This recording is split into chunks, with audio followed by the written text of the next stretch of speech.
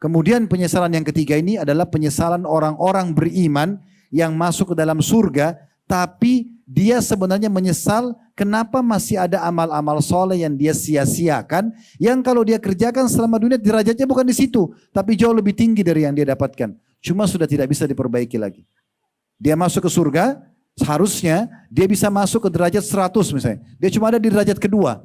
Dia menyesal karena dia tahu sebenarnya dia bisa raih derajat 100 kalau selama dunia dia tidak lalai dari amal-amal soleh. Maka ini penyesalan juga berbahaya buat kita. Walaupun nikmat surga itu sudah luar biasa. Karena yang paling rendah derajatnya saja itu adalah seperti 10 kali lipat raja terkayanya dunia. Sebagaimana dijelaskan dalam hadis yang sahih. Tapi penyesalan akan terjadi teman-teman sekalian karena kita sia-siakan peluang-peluang untuk mendapat derajat yang tinggi. Allahu Rabbi wal Islam dini wa Muhammadan Rasulullah.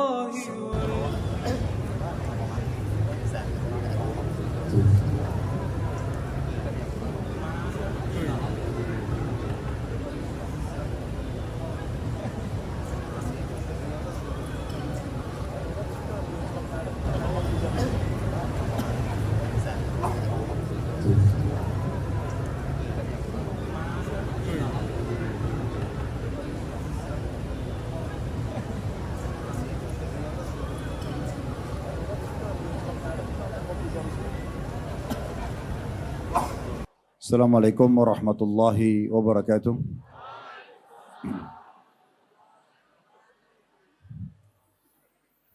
Alhamdulillah.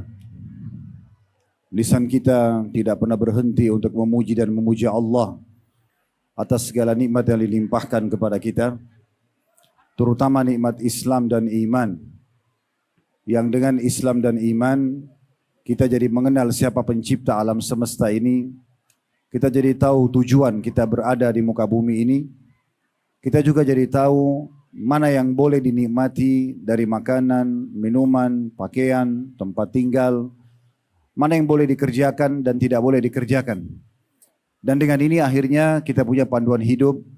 Dan dengan itu pula kita akan diberikan balasan yang sempurna yang nantinya akan kita raih di surga nanti.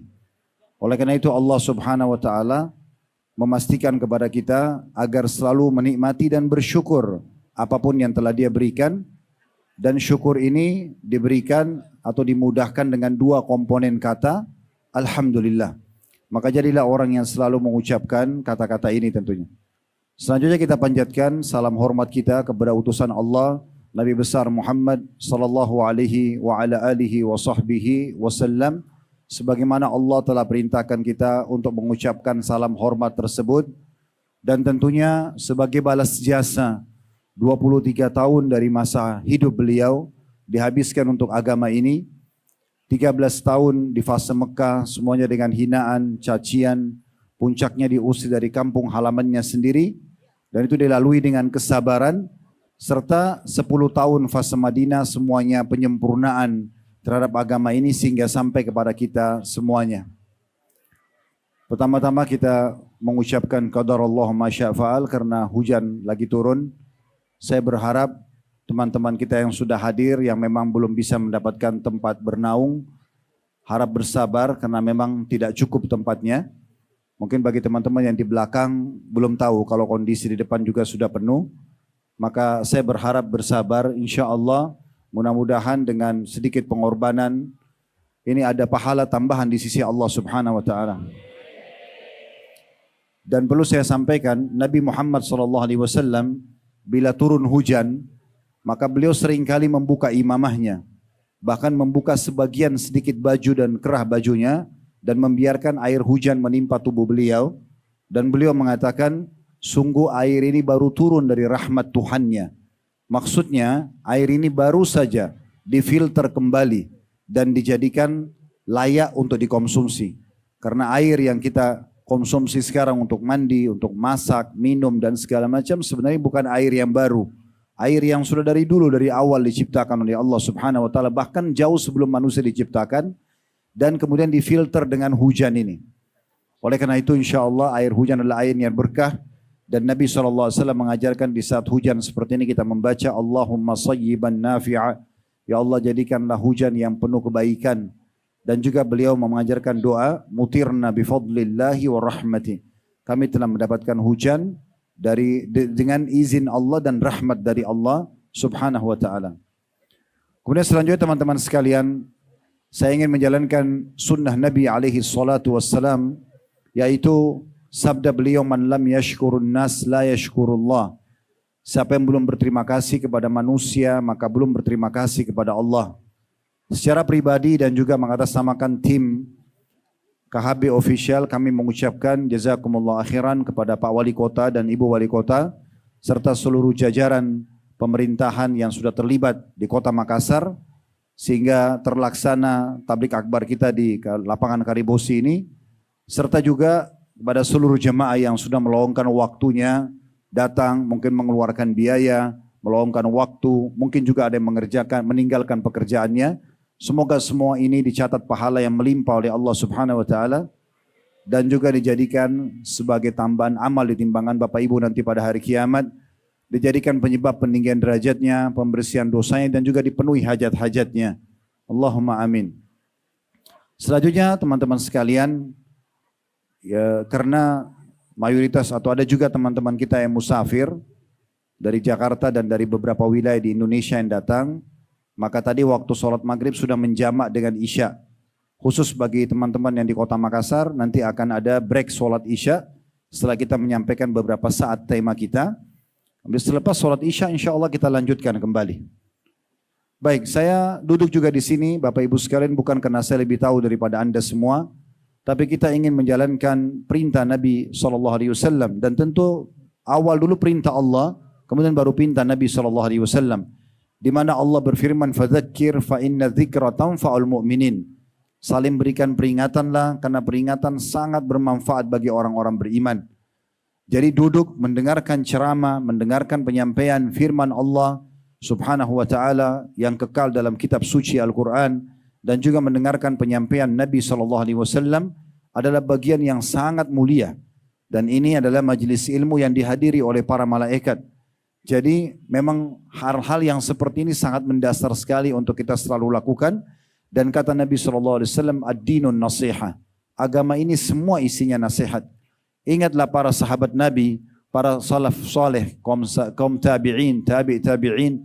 Mereka itu bahkan kalau bertemu satu sama yang lain, walaupun akan berpisah, habis atau selepas sholat 5 waktu saja, maka mereka pasti saling mengatakan satu sama yang lain, ta'al nu'minu sa'ah. Ayo kita menambah iman kita sesaat. Walaupun mereka hanya saling mengingatkan saja surah Al-Asr. Bismillahirrahmanirrahim. Wal Asr. Demi waktu dan masa kalian di muka bumi ini yang sangat terbatas. Innal insana lafi khusr. Banyak sekali manusia yang dalam keadaan rugi dan akan menyesal, yang sangat menyesal nanti pada hari kiamat. Illal ladzina amanu wa amilus shalihat. Kecuali orang-orang yang beriman dan sibuk beramal saleh.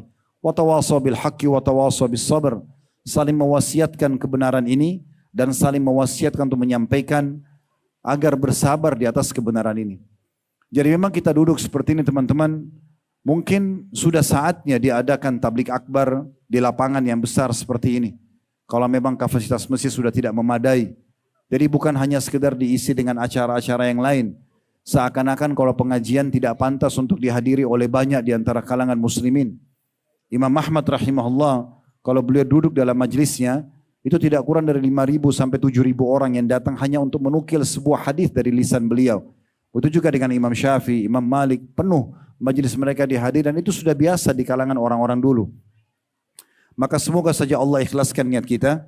Baik saya sebagai pemateri dan teman-teman yang hadir, ketahuilah majlis ini sekali lagi majlis ilmu, majlis yang paling mulia di muka bumi. Inilah majlis yang dihadiri oleh para malaikat.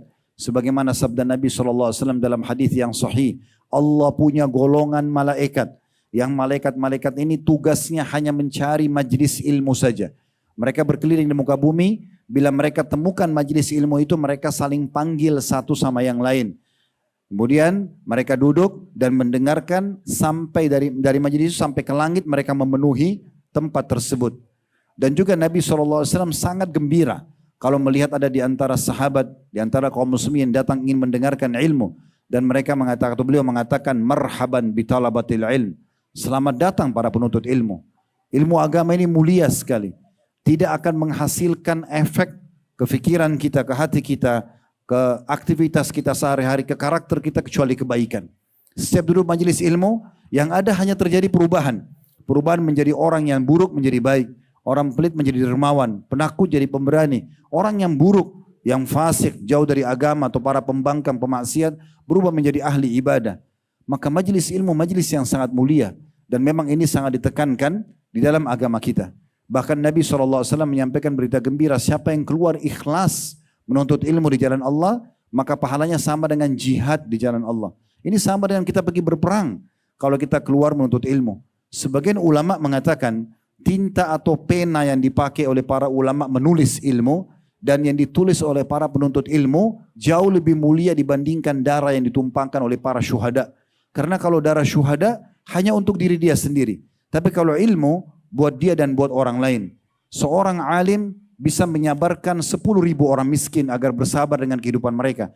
Bisa membakar semangat 10.000 para mujahid sehingga mereka siap untuk berperang dan mempertahankan agama Allah. Bisa membuat 10.000 orang yang fasik, pemabuk, pezina untuk meninggalkan keburukan mereka. Maka majelis ilmu majelis yang sangat mulia. Tidak sia-sia teman-teman melangkah di sini. Setiap langkah kita menuju ke majelis ilmu kalau kita ikhlas akan dicatat pahala di sisi Allah SWT dan akan menjadi saksi pada hari kiamat kalau langkah-langkah kita ini menuju ke jalan Allah Subhanahu wa taala dan belajar adalah jalan yang sangat mulia. Sebagian ulama sampai ada yang mengatakan kalau ada orang meninggal sementara dia menuju ke ilmu, baik mengajar ataupun belajar, maka dipastikan orang itu mati syahid sebagaimana para syuhada. Juga kata Nabi SAW, siapa yang keluar ikhlas ingin menuntut ilmu agama, maka akan dicatatkan untuknya pahala haji lengkap. Semua kita tahu berapa biayanya haji, cukup besar. Bisa puluhan juta, ratusan juta. Belum lagi kita harus luangkan waktu, energi dan segala macam. Kita bisa raih teman-teman hanya dengan duduk dalam majelis ilmu. Maka semua ini keutamaan yang akan kita raih. Dan Ibnu Qayyim rahimahullah menyusun tidak kurang dari 100 keutamaan orang hadir dalam majelis ilmu. Dan itu mungkin tidak bisa kita sebutkan semua, tapi mudah-mudahan tadi sudah mewakili. Saudaraku seiman, saya ingin menyampaikan tema kita malam ini dengan judul, semoga Allah berkahi. Ya, ini awalnya judulnya saya susun, inilah akibat perbuatanmu. Namun kemudian teman-teman panitia sempat mengubah dengan hikmah Allah Subhanahu wa taala pertanggungjawaban amalmu. Tapi saya melihat sinkronisasi keduanya adalah sama. Pasti terjadi dengan hikmah Allah Subhanahu wa taala. Namun intinya saya akan menyampaikan dengan izin Allah Subhanahu wa taala apa yang harus kita lakukan selama kita hidup di muka bumi ini sehingga tidak tersia-siakan waktu kita selama hidup dan kemudian kita juga menjauhi apapun yang bisa mendatangkan mudarat atau hukuman dari Allah Subhanahu wa taala kepada para pembangkang. Metode yang kita gunakan teman-teman sekalian, kita akan banyak mentadabburi ayat-ayat Al-Qur'an. Maka saya berharap nanti teman-teman pada saat saya sebutkan, coba buka surah ini, ayat ini. Dibuka di aplikasi Al-Qur'an di handphonenya, kemudian kita tadabburi sama-sama ayat-ayat Al-Qur'an karena tidak ada sesuatu yang paling dahsyat dalam mengubah keadaan seseorang. Seperti saya katakan tadi, dari buruk menjadi baik, dari pelit menjadi dermawan, penakut jadi pemberani, dari buruk, dari fasik, jauh dari agama, pelanggar dan orang yang lalai menjadi orang yang bertakwa, seperti pengaruh Al-Quran. Al-Quran sangat luar biasa pengaruhnya. Baik, kita akan mulai teman-teman sekalian materi kita, semoga Allah berkahi. Kita akan membaca surah Al-Zalzalah. Saya yakin kita hafal semua surah ini. Tapi ada beberapa ayat nanti di beberapa surah yang kita akan bicara tentang penyesalan yang akan terjadi bagi orang-orang yang tidak mengisi hari-harinya dengan amal saleh pada hari kiamat nanti di surah-surah yang lainnya. Namun surah Zalzalah surah nomor 99 ayat 1 sampai ayat 8 akan menjadi landasan bahasan kita. Karena kita sedang bicara masalah pertanggungjawaban amalmu. Bunyinya, A'udzubillahi minasyaitonirrajim. Bismillahirrahmanirrahim. Silakan dibuka kalau ada yang mau buka.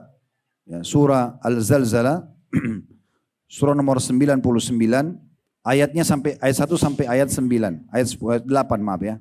Saya ulangi yang akan saya baca surah Al-Zalzalah ayat 1 sampai ayat 8 surah nomor 99. Kita sudah hafal, ini sering dibaca oleh imam kita di masjid. Bismillahirrahmanirrahim. Idza zulzilatil ardu zilzalaha. Ingatlah, pelajarilah, sadarilah ketika bumi itu nanti akan digoncangkan dengan dahsyat pada hari kiamat. Kalau teman-teman mau merenungi tadabburi ayat pertama ini, kata ulama gambaran kecilnya terjadi kiamat, goncangan dahsyat hari kiamat adalah gempa yang terjadi. Gempa itu selalu hitungannya detik. Tidak akan pernah ada gempa hitungan menit. Kalau hitungan menit, maka pasti akan hancur seluruh muka bumi ini. Hitungan detik saja sudah terlalu banyak kerusakan yang terjadi dari bangunan-bangunan yang runtuh, korban yang berjatuhan. Maka bagaimana kalau seandainya terjadi zilzila atau goncangan dahsyat ini, gempa yang terjadi nanti menjelang hari kiamat, yang terjadi tidak pakai hitungan detik lagi, tapi sampai seluruh muka bumi ini hancur lebur. Allah mengatakan wa akhrajatil ardu athqalaha, dan Allah akan mengeluarkan semua beban-beban yang digandung oleh bumi. Semuanya gunung-gunung akan tercabut, semuanya batu-batu, apa saja kandungan dalam bumi semuanya akan keluar. Sehingga bumi ini menjadi sangat ringan. Dalam beberapa ayat yang lain disebutkan seperti kapas. Wa qala al-insanu ma laha. Manusia pada saat itu yang masih hidup menghadapi goncangan kiamat akan mengatakan, apa yang sedang terjadi pada bumi ini? Sering kita dengar perkataan ini pada saat terjadi gempa. Apa yang sedang terjadi? Kenapa seperti ini? Dan seterusnya. Dan setelah terjadi pun hitungan detik gempa tersebut, dan terlihat bekas-bekasnya runtuhnya bangunan, robohnya pohon-pohon, banyaknya manusia yang meninggal dunia, mereka menjadikan buah bibir cerita di antara mereka karena dahsyatnya kejadian tersebut. Allah mengatakan, yauma idzin tuhadditsu akhbaraha. Pada hari itulah bumi menceritakan beritanya. Maksudnya menyampaikan kalau dia juga makhluk dan ada Tuhan yang mengatur serta memerintahkannya. Kemudian bi anna rabbaka auhalaha, bahwasanya sungguhnya Tuhanmu telah memerintahkan dia untuk melakukan perbuatan tersebut, goncangan yang terjadi. Makanya kata Aisyah radhiyallahu anha pada saat ditanya tentang gempa bumi, beliau mengatakan kalau biduan-biduan penyanyi sudah tampil, transaksi riba sudah dilakukan, perzinahan sudah merajalela, maka Tuhan pun yang ada di atas langit sana murka dan memerintahkan kepada bumi seraya berfirman, goncangkanlah dirimu. Kalau mereka tergoncang jadi gempa, kemudian terjadi peringatan bagi manusia. Kata Aisyah radhiyallahu anha, kalau mereka taubat dan kembali kepada Allah, maka akan aman semuanya. Tapi kalau tidak, maka Allah akan mendatangkan bencana yang lebih besar lagi, yang akhirnya membuat bumi itu dengan penduduknya semuanya bisa binasa. Lalu Allah mengatakan di ayat 6-nya, yauma idzin yasdurun nasu ashtatan liyura amalahum. Setelah terjadi goncangan yang besar pada hari kiamat, pada saat itulah manusia akan dikeluarkan dari kubur-kubur mereka dalam keadaan bermacam-macam, agar mereka diperlihatkan hasil daripada perbuatannya. Yang kalau kita lewat di kuburan sekarang saudaraku seiman, kita lihat gundukan tanah sama batu nisan. Tapi kita harus yakin di dalamnya ada manusia seperti kita. Mungkin beda casingnya, beda paras wajah, beda warna kulit, mungkin beda tinggi badannya, postur tubuhnya, tapi di dalamnya manusia seperti kita. Laki-laki dan perempuan. Dan mereka semua mungkin jauh lebih baik daripada kita. Dari sisi penampilan, dari sisi kedudukan, dari sisi harta, ilmu pengetahuan, tapi mereka sudah meninggal. Kita pun akan menyusul. Dan semua juga kita akan dikuburkan sebagaimana orang-orang sebelum kita. Dan Allah pastikan dalam ayat 6 ini, semua manusia nanti pada saat hari kiamat terjadi goncangan besar, dibangkitkan dari kubur-kubur mereka. Mau nggak mau akan dibangkitkan. Kemudian barulah masuk dalam inti bahasan kita, ayat 7 dan ayat 8, فَمَنْ يَعْمَلْ مِثْقَالَ ذَرَّةٍ خَيْرًا يَرَى. Siapa yang berbuat seperti biji sawi dari kebaikan, senyum dengan muslim, pernah membantu orang dengan 1.000 rupiah, berbagi sepotong roti, apa saja kebaikan, dari yang kecil sampai yang besar, maka akan diperlihatkan kepadanya, serta juga akan diberikan balasannya. Selanjutnya ayat 8, وَمَنْ يَعْمَلْ مِثْقَالَ ذَرَّةٍ شَرًّا يَرَى. Dan siapa yang berbuat seperti biji sawi dari keburukan, kemaksiatan, cuma mungkin menatap sekejap yang haram lalu dialihkan pandangan matanya. Mungkin dia pernah ucapkan satu kata menyindir, kemudian dia berhenti dari sindirannya. Mungkin isyarat tangannya, dosa kecil. Misal, untuk menjatuhkan orang lain, maka tetap akan diperlihatkan dan juga akan diberikan hukumannya. Beranjak dari ini teman-teman sekalian, kita akan menjadikan ini tolok ukur dari bahasan yang akan kita bahas pada kesempatan ini. 2 ayat terakhir surah Al-Zalzalah, siapa yang berbuat kebaikan akan diperlihatkan dan diberikan balasannya, dan siapa yang membuat keburukan akan diperlihatkan dan akan diberikan hukumannya. Abu Hurairah berkata radhiyallahu anhu dalam sebuah statement beliau, tidak ada perbuatan dosa yang akan dihapus dari buku amal seorang hamba.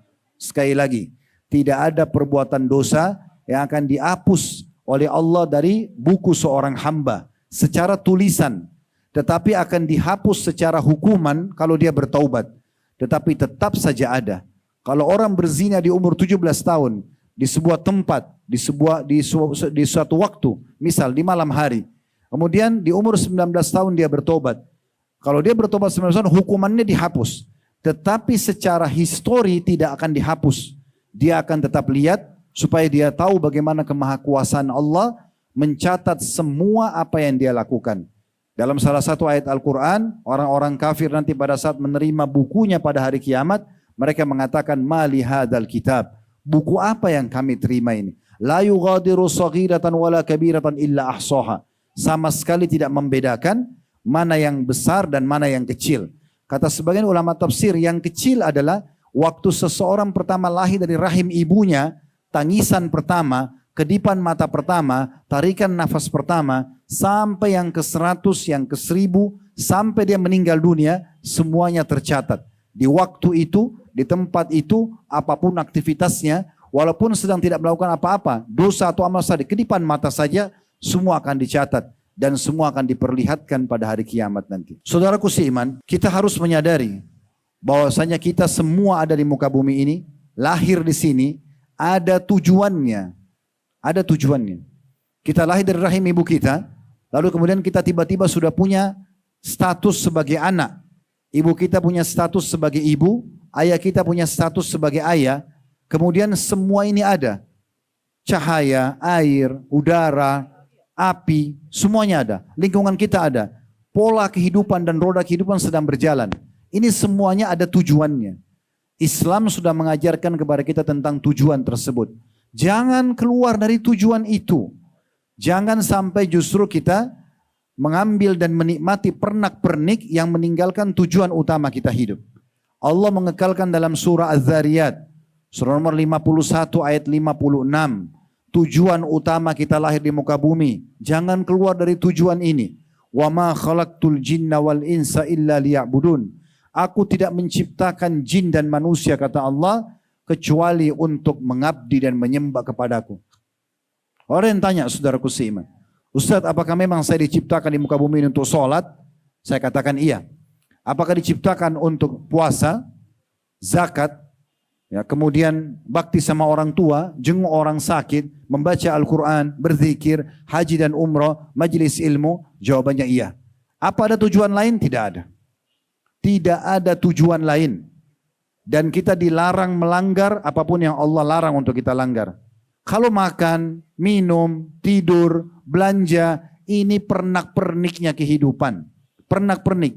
Jangan pernak-perniknya menjadi nomor 1, lalu kemudian tujuan utama kita lupakan. Rugi sekali teman-teman. Kita akan menyesal pada hari kiamat nanti kalau ada 1 detik saja dari hidup kita yang kita tidak isi dengan amal-amal saleh. Menyesalnya luar biasa.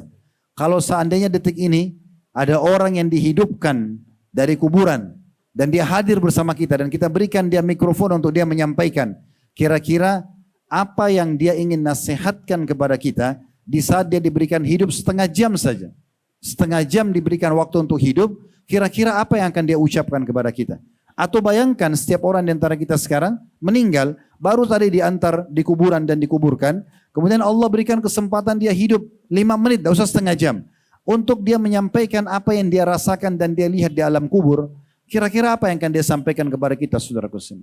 Apakah dia akan mengatakan, silakan kamu habiskan waktu kamu di mall misalnya, atau cari makanan favoritmu, atau silakan bergaul seperti atau membuang-buang waktu seperti biasa yang kamu lakukan? Demi Allah tidak. Mereka akan mengatakan segera taubat kepada Allah, segera ibadah. Saya sudah lihat apa yang kalian tidak lihat. Mereka semua akan mengatakan itu. Umar bin Abdul Aziz rahimahullah mengatakan pada saat mengantar jenazah dan beliau ingin menasihati dirinya dan juga orang di sekitarnya. Beliau mengatakan, aku seakan-akan sedang diajak bicara oleh penghuni-penghuni kuburan ini.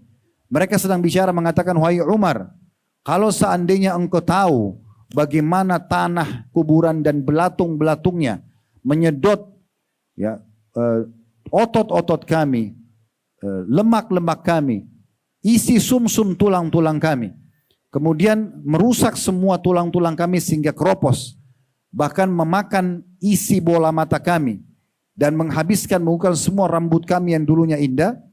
Kalau seandainya engkau tahu, wahai Umar, bagaimana sekarang kami menyesal dengan semua detik hidup kami yang sudah kami buang cuma-cuma, dan juga dosa yang pernah kami lakukan sengaja atau tidak sengaja, bagaimana menyesalnya kami, dan juga bagaimana menyesalnya kami dengan amal-amal soleh yang kami tinggalkan, sempat luput hanya karena dia amal sunnah dan kami mengatakan sudahlah itu kan cuma sunnah, bagaimana menyesalnya kami. Makanya saya, hai Umar, engkau tidak akan pernah mau menikmati makanan, minuman, sampai engkau menyempurnakan apa yang sedang diperintahkan oleh Tuhanmu, Allah subhanahu wa ta'ala.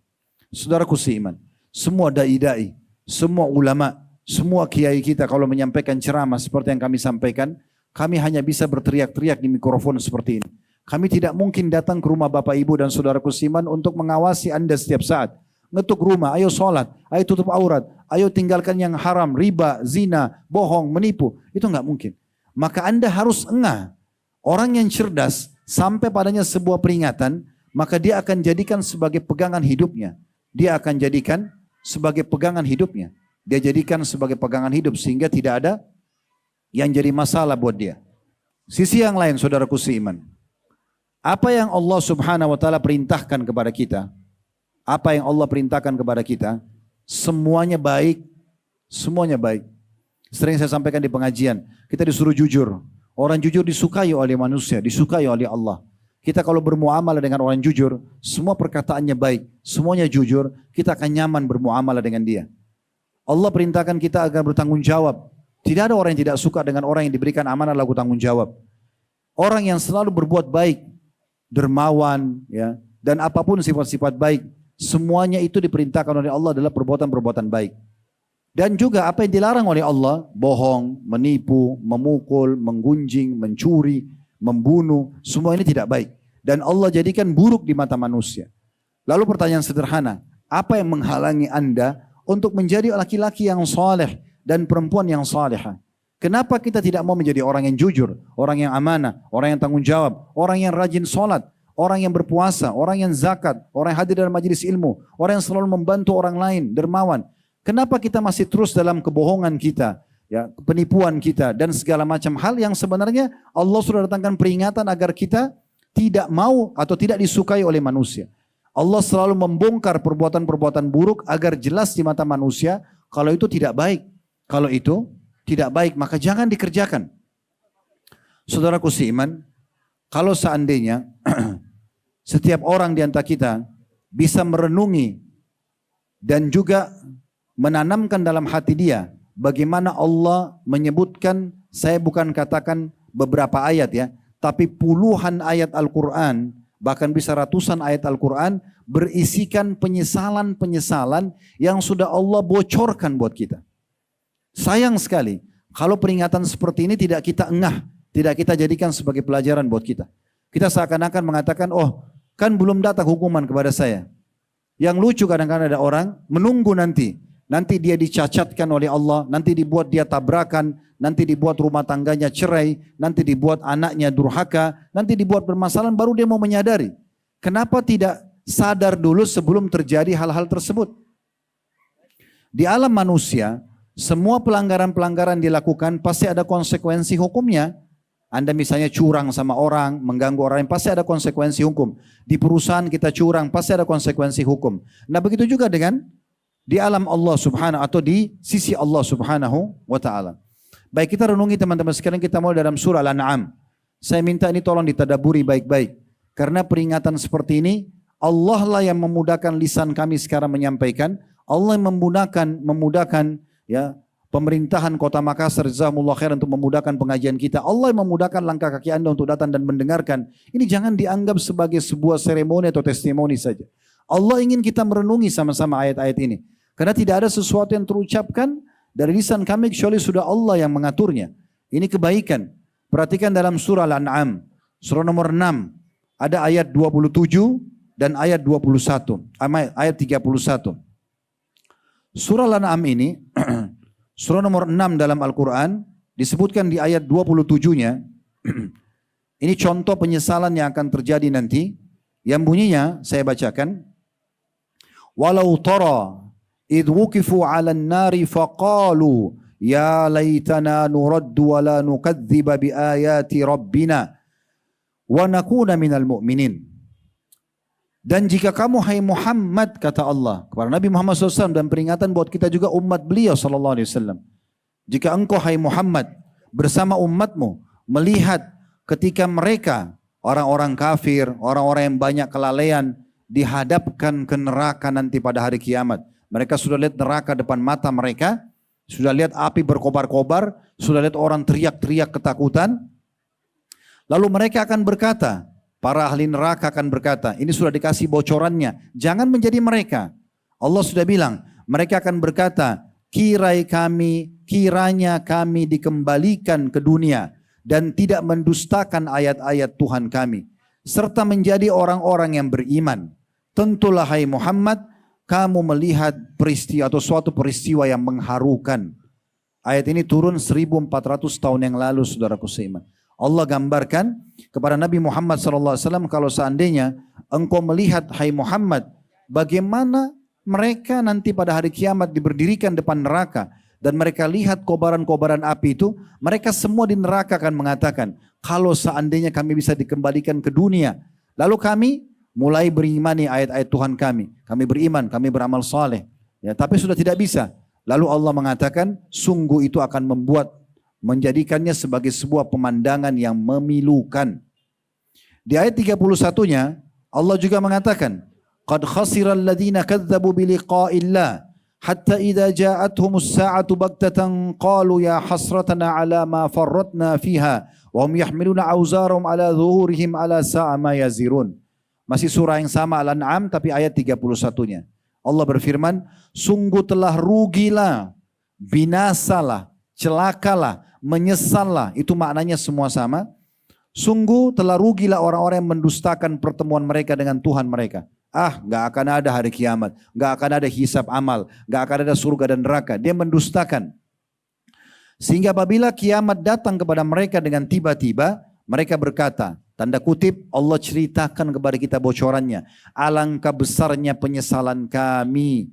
Ini orang-orang akan berkata nanti hari kiamat, alangkah besarnya penyesalan kami terhadap kelalaian kami tentang kiamat itu. Sambil mereka memikul dosa-dosa mereka di atas punggung mereka. Ingatlah, amat buruklah apa yang mereka pikul itu. Amat buruklah apa yang Allah pikul, apa yang mereka pikul itu. Saya tambahkan satu ayat 32 di bawahnya. Ini Allah ingatkan kepada kita supaya kembali kepada tujuan kita diciptakan. Silakan nikmatin dunia, tapi di 5 huruf yang halal, makan, minum, pergaulan, pendapatan selama halal, nikmatin. Islam tidak pernah membatasi prestasi dunia kita. Bisa mengejar jabatan tertinggi yang penting halal. Bisa mengejar titel akademik tertinggi yang penting halal. Jenjang pendidikan. Bisa memiliki keturunan, memiliki pasangan, memiliki pekerjaan, menjaga nama baik, memakai pakaian yang bagus, apa saja, menikmati pemandangan yang indah. Selama halal silakan. Yang haram, 5 huruf yang lain tinggalkan. Allah tidak pernah larang untuk itu. Dunia boleh kita nikmatin, tetapi jangan itu membuat kita membangkang dan maksiat kepada Allah Subhanahu wa taala. Di ayat 32 Allah mengatakan wa mal hayatud dunya illa la'ibun wa lahu walad darul akhiratu khairun lil ladzina yattaqun afala taqilun. Tiadalah kehidupan dunia itu selain hanya main-main saja seperti waktu yang berlalu dan senda gurau belaka, dan sungguh kampung akhirat itu lebih baik bagi orang-orang yang bertakwa. Maka tidakkah kamu memahaminya? Selanjutnya kita tadabburi juga surah Al-A'raf, surah nomor 7. Di ayat 5-nya Allah Subhanahu wa taala berfirman, ini ayat tadi surah Al-An'am surah nomor 6, ini ayat surah nomor 7 Al-A'raf. Ayat 5-nya, "Fama kana da'wahum idz ja'ahum ba'suna illa an qalu inna kunna zalimin." Maka tidak adalah keluhan mereka di waktu datang kepada mereka siksaan kami, kecuali mereka hanya mengatakan sungguhnya kami adalah orang-orang zalim. Teman-teman tahu gak? Nanti hari kiamat orang-orang yang masuk neraka wa na'udzubillah, mereka masuk neraka dalam kondisi meyakini keadilannya Allah. Karena Allah tidak pernah suruh mereka untuk berbuat dosa. Bahkan Allah datangkan peringatan-peringatan kepada mereka. Supaya ada yang nasihatin, ada yang ingatkan, dikasih ujian, sakit, bangkrut usahanya. Supaya dia kembali kepada Allah subhanahu wa ta'ala. Dalam salah satu ayat Allah mengatakan, la'allahum yatadarra'un. Agar mereka kembali kepada Allah. Jadi mereka nanti masuk neraka dalam kondisi menyesal. Tapi saat itu tidak ada manfaatnya untuk menyesal.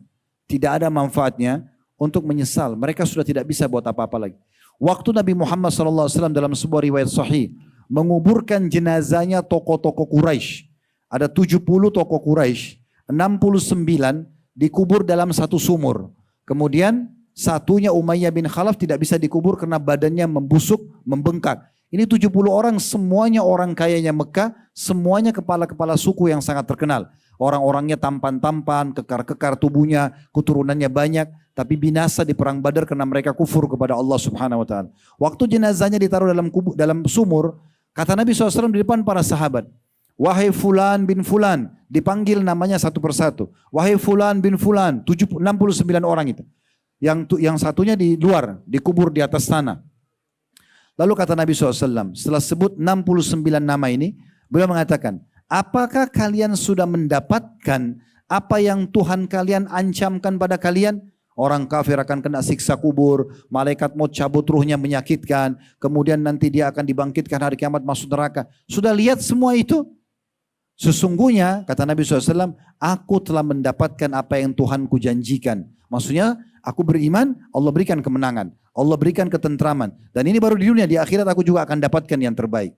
Umar bin Khattab sempat mengatakan, ya Rasulullah, mereka semua itu bangkai, sudah mati, jenazah. Bagaimana mereka bisa mendengar Anda? Kata Nabi SAW, demi zat yang jiwakum dalam genggamannya wahai Muhammad. Maksudnya demi Allah, sesungguhnya mereka lebih jelas mendengarku daripada engkau sedang mendengarku sekarang.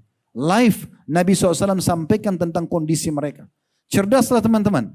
Masuk telinga kanan, dicerna ke otak kita, dimasukkan ke dalam hati kita, aplikasikan dalam anggota tubuh. Jangan cuma dengar ceramah masuk telinga kanan, keluar telinga kiri lalu pulang, bubar, oh bagus ya, oh tadi rame ya. Bukan itu yang dibutuhkan.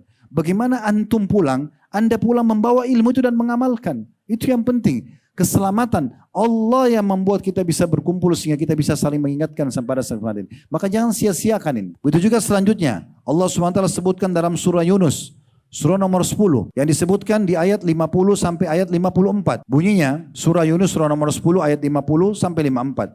Qul ara'aitum in atakum adzabuhu bayatan aw naharan madza yasta'jilu minhul mujrimun.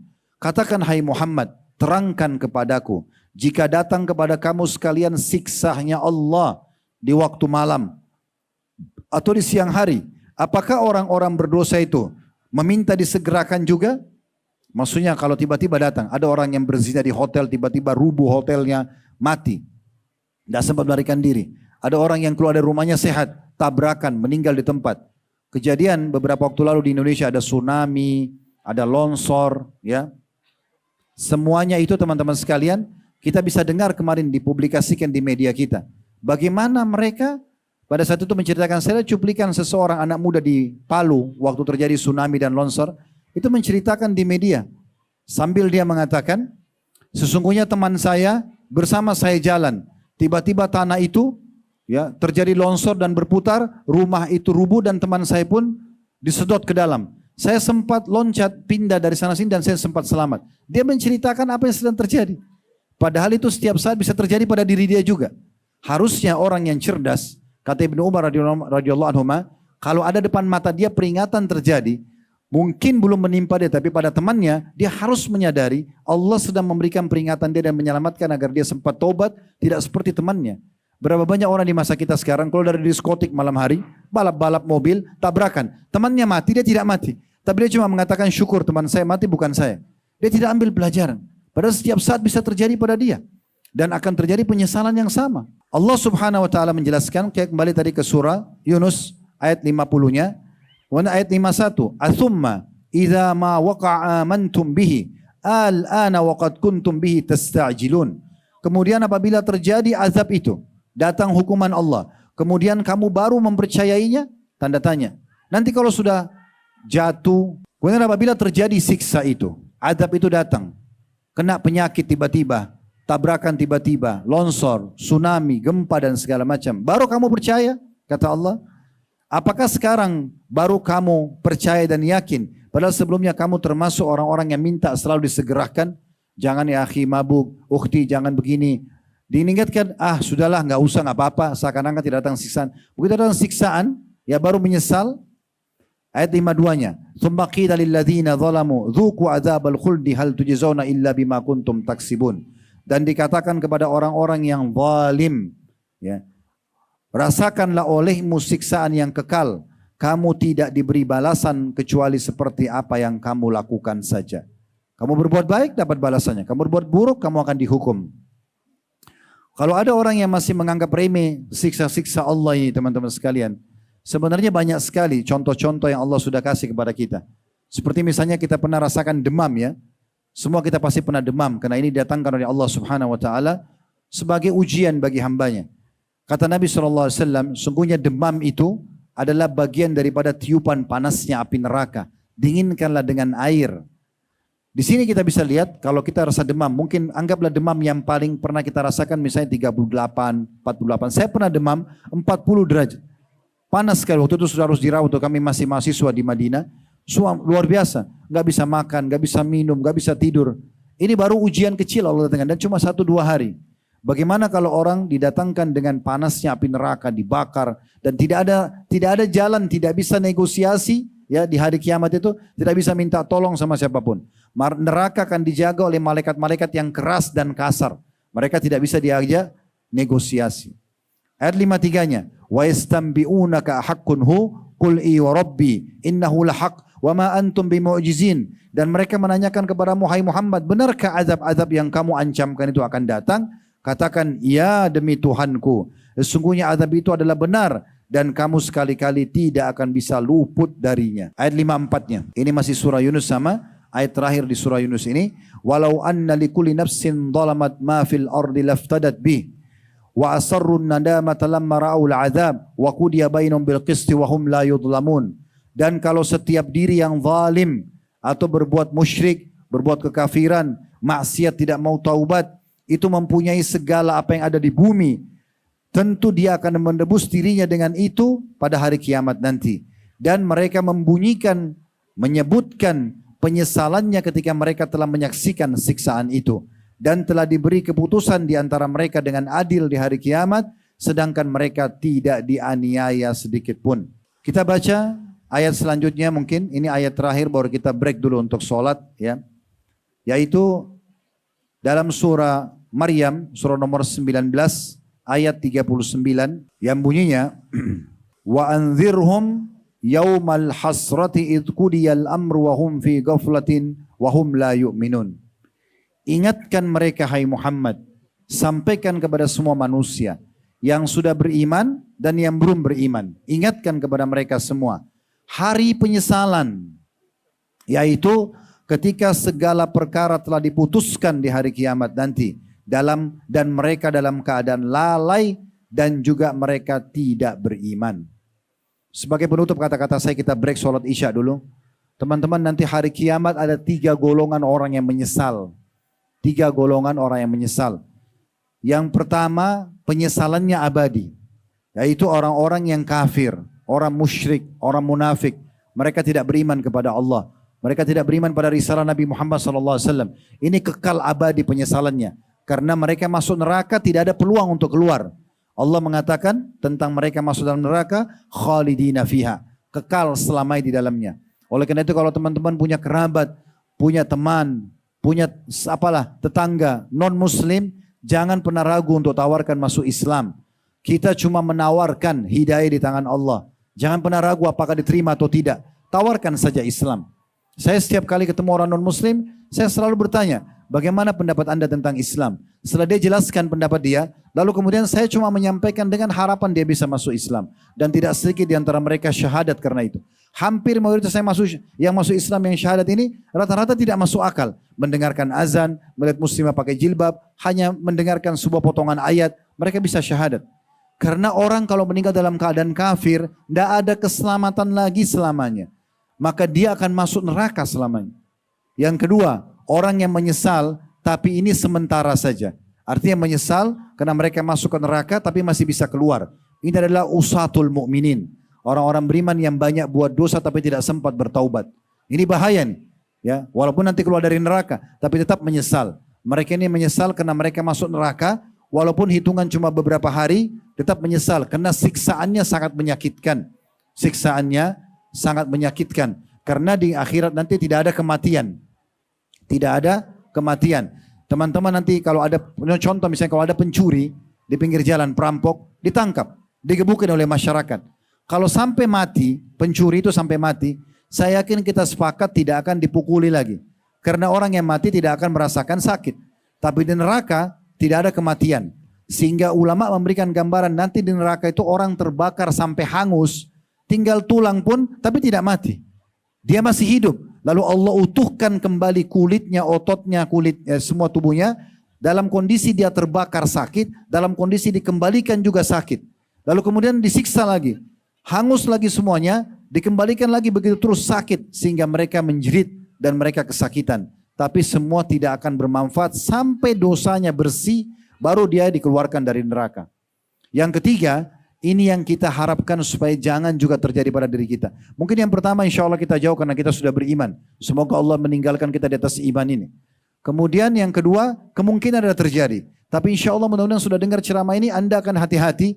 Tidak mau bawa dosa menuju ke akhirat. Karena takut disiksa oleh Allah subhanahu wa ta'ala. Nikmati saja yang halal. Karena pada saat Anda mau makan makanan halal, itu jauh lebih baik daripada makanan yang haram. Saat Allah haramkan babi, Allah gantikan dengan sapi, kambing, kuda, kelinci, semua hewan air. Kenapa harus babi? Di saat Allah haramkan khamar, minuman keras, Allah halalkan susu, madu, sirup, dan banyak yang lainnya. Di saat Allah haramkan zina, kita butuh interaksi sama lawan jenis, Allah bukakan pintu nikah. Maka kenapa harus yang haram? Kenapa bukan yang halal saja? Toh yang halal banyak. Kan gitu. Kemudian penyesalan yang ketiga ini adalah penyesalan orang-orang beriman yang masuk ke dalam surga, tapi dia sebenarnya menyesal kenapa masih ada amal-amal soleh yang dia sia-siakan, yang kalau dia kerjakan selama dunia derajatnya bukan di situ, tapi jauh lebih tinggi dari yang dia dapatkan. Cuma sudah tidak bisa diperbaiki lagi. Dia masuk ke surga, seharusnya dia bisa masuk ke derajat 100 misalnya. Dia cuma ada di derajat kedua. Dia menyesal karena dia tahu sebenarnya dia bisa raih derajat 100 kalau selama dunia dia tidak lalai dari amal-amal soleh. Maka ini penyesalan juga berbahaya buat kita. Walaupun nikmat surga itu sudah luar biasa. Karena yang paling rendah derajatnya saja itu adalah seperti 10 kali lipat raja terkayanya dunia. Sebagaimana dijelaskan dalam hadis yang sahih. Tapi penyesalan akan terjadi teman-teman sekalian karena kita sia-siakan peluang-peluang untuk mendapat derajat yang tinggi. Allahu a'lam. Kita langsung melanjutkan tema kita teman-teman sekalian. Kita coba tadabburi ayat selanjutnya. Baru kemudian kita lanjutkan dengan statement para ulama berhubungan dengan masalah pertanggungjawaban amal ini. Kita akan bahas surah Az-Zumar, surah nomor 39, ayat 55. Mulai dari ayat 55. Surah nomor 39, ayat 55. Allah subhanahu wa ta'ala berfirman, saya akan bacakan dan bisa dilihat di aplikasi Al-Quran di handphonenya. Sekali lagi surah Az-Zumar, surah nomor 39, ayat 55. Nanti sampai ayat sekian saya akan jelaskan. Kita baca dulu ayat 55. Wattabi'u ahsana ma unzila ilaikum min rabbikum min qabli an ya'tiyakumul adzabu baghtatan wa antum la tash'urun. Dan ikutilah sebaik-baiknya apa yang telah diturunkan kepadamu dari Tuhanmu, Al-Quran. Baca, ya, renungi makna-maknanya, fahami hukumnya, terapkan dalam kehidupan kalian. Dan yang disampaikan oleh baginda Nabi SAW dalam sunnah-sunnah beliau, ikuti, pelajari, praktekin sebaik-baiknya kata Allah. Sebelum datang azab kepadamu, datang siksaan dengan tiba-tiba sedangkan kamu tidak menyadarinya. Tiba-tiba gempa, tiba-tiba longsor, tiba-tiba meninggal. Karena meninggal itu tidak selamanya harus masuk ke ruangan ICU dulu. Kita bisa perhatikan teman-teman sekalian, mana lebih banyak manusia yang lula-lalang di depan rumah sakit atau orang yang sedang dalam rumah sakit. Anggap di rumah sakit itu kita gabung semua pasien dan semua juga perawat-perawat dan dokternya. Kira-kira jumlah yang ada di rumah sakit dengan yang lalu lalang berapa banyak? Lebih banyak, yang mana lebih banyak? Kita akan temukan pasti orang yang lalu lalang dalam seharian. Berarti orang lebih banyak meninggal dalam kondisi sehat daripada sakit. Berapa banyak orang keluar sudah sehat. Bahkan seorang olahragawan, binaragawan. Saya berapa kali dapat cuplikan beberapa binaragawan yang lagi angkat besi dengan bangganya tiba-tiba ajal datang meninggal di tempat. Berapa banyak? Bruce Lee ahli bela diri meninggal. Sehebat apapun dia dengan jurusnya meninggal. Semua juga orang akan meninggal dunia. Maka Allah ingatkan sebelum datang itu ikuti baik-baik, dengarkan, pelajari, praktekin. Lalu Allah mengatakan sebelum datang azab kepadamu. Sehingga kamu tidak menyadarinya. Lalu Allah bilang di ayat 56-nya. Di saat datang ajal itu. Dan datang azab kepada seseorang yang lupa kepada Allah. Antakula nafsun ya hasrata ala ma farrattu fi jambillahi wa in kuntu laminas sakhirin. Pada saat itu. Jangan ada orang yang mengatakan amat besar penyesalanku atas kelalaianku dalam menunaikan kewajiban terhadap Allah.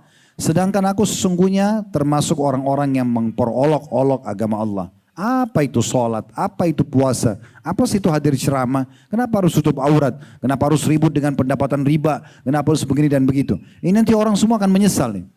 Beruntunglah orang yang engah, sadar, kemudian dia memberhentikan dan menyelamatkan dirinya. Ayat 57-nya Allah mengatakan au taqula law annallaha hadani lakuntu minal muttaqin. Dan jangan juga nanti pada saat ajal datang, kemudian ada azab datang misalnya menjemput nyawanya, baru dia mengatakan, ya, kalau sekiranya Allah memberikan petunjuk kepadaku, tentulah aku termasuk orang-orang yang bertakwa.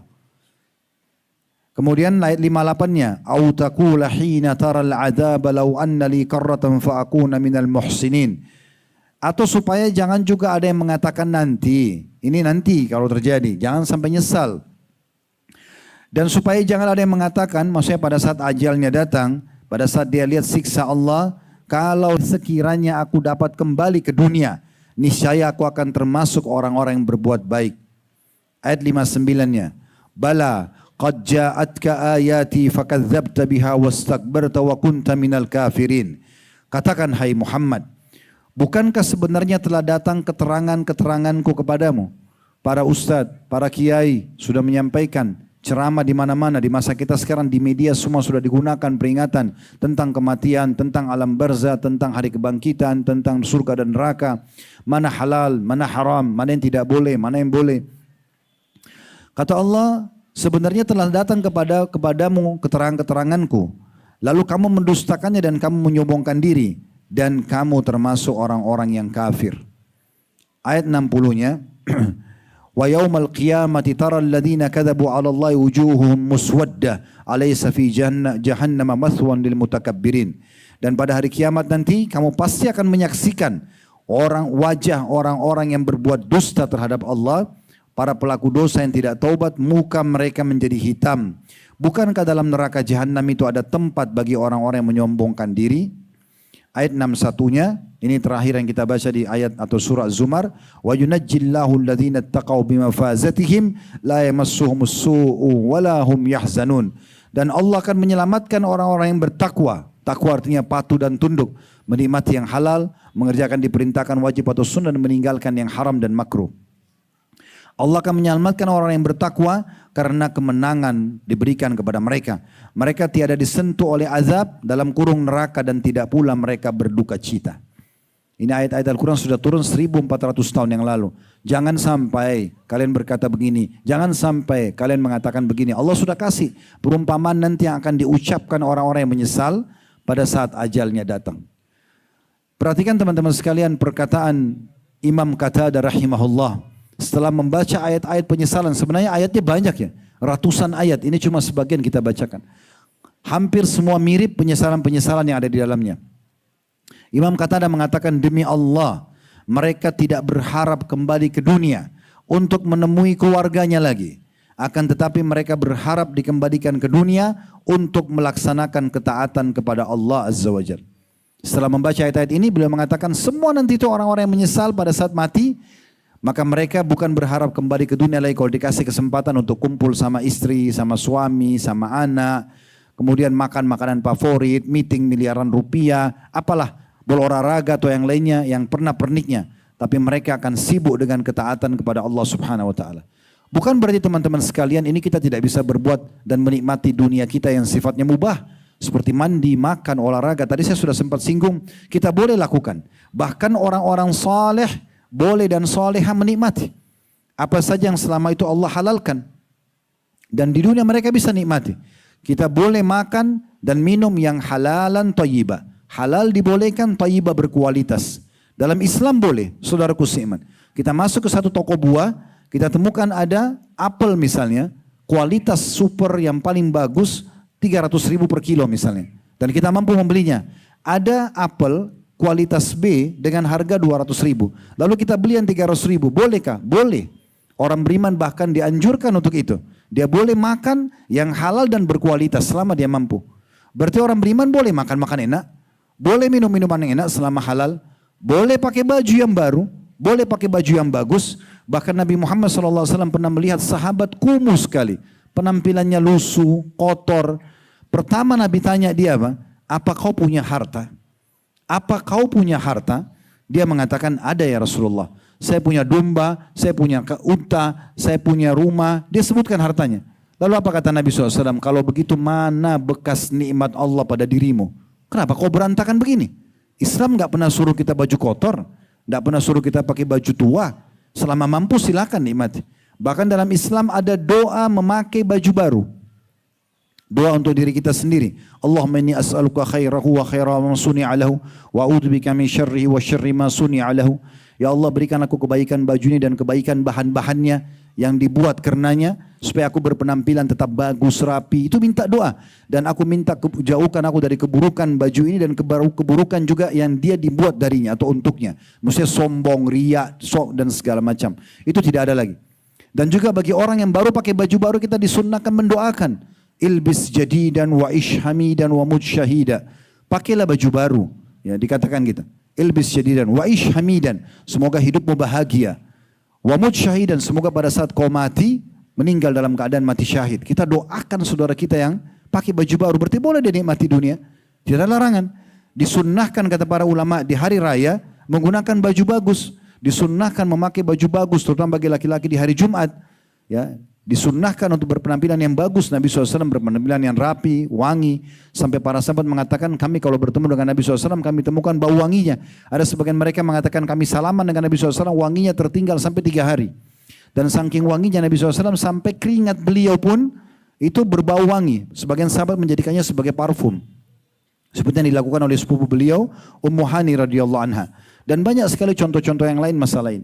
Boleh kita mengejar jabatan tertinggi selama tidak melakukan yang haram. Boleh kita kejar titel terbaik di akademik, silakan. Semuanya boleh yang terbaik. Berarti orang beriman menikmati dunia bukan? Menikmati dunia. Di dunia mereka nikmati, di akhirat mereka dapat balasan yang baik. Lalu kenapa harus menjadi orang yang pembangkang dan durhaka? Apa manfaatnya? Tidak ada. Hanya dunia saja didapatkan, karena dia berumur dengan yang haram, di akhirat akan datang siksa yang buat mereka menyesal selamanya. Oleh itu teman-teman sekalian, coba kita lihat bagaimana janji Allah Subhanahu wa taala. Pegangi resep ini baik-baik. Jangan pernah berpikir, oh saya kalau bertakwa, saya kalau patuh, kalau bahasa sederhana saya menjadi laki-laki soleh atau perempuan soleha, mungkin hidup saya akan susah. Ini dibantah dalam Al-Quran. Allah berfirman di dalam surah An-Nahl, surah nomor 16 ayat 97. Surah nomor 16 ayat 97.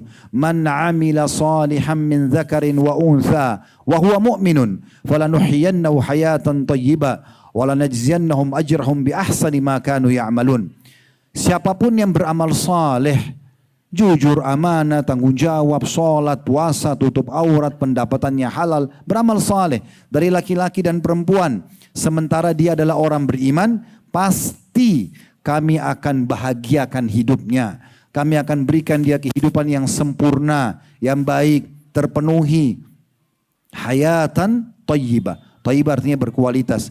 Dan kami pasti akan balas nanti di akhirat. Dari amal-amal yang mereka kerjakan di dunia sudah mereka boleh nikmatin yang halal. Di akhirat kami akan balas dengan balasan yang lebih baik dari apa yang mereka kerjakan.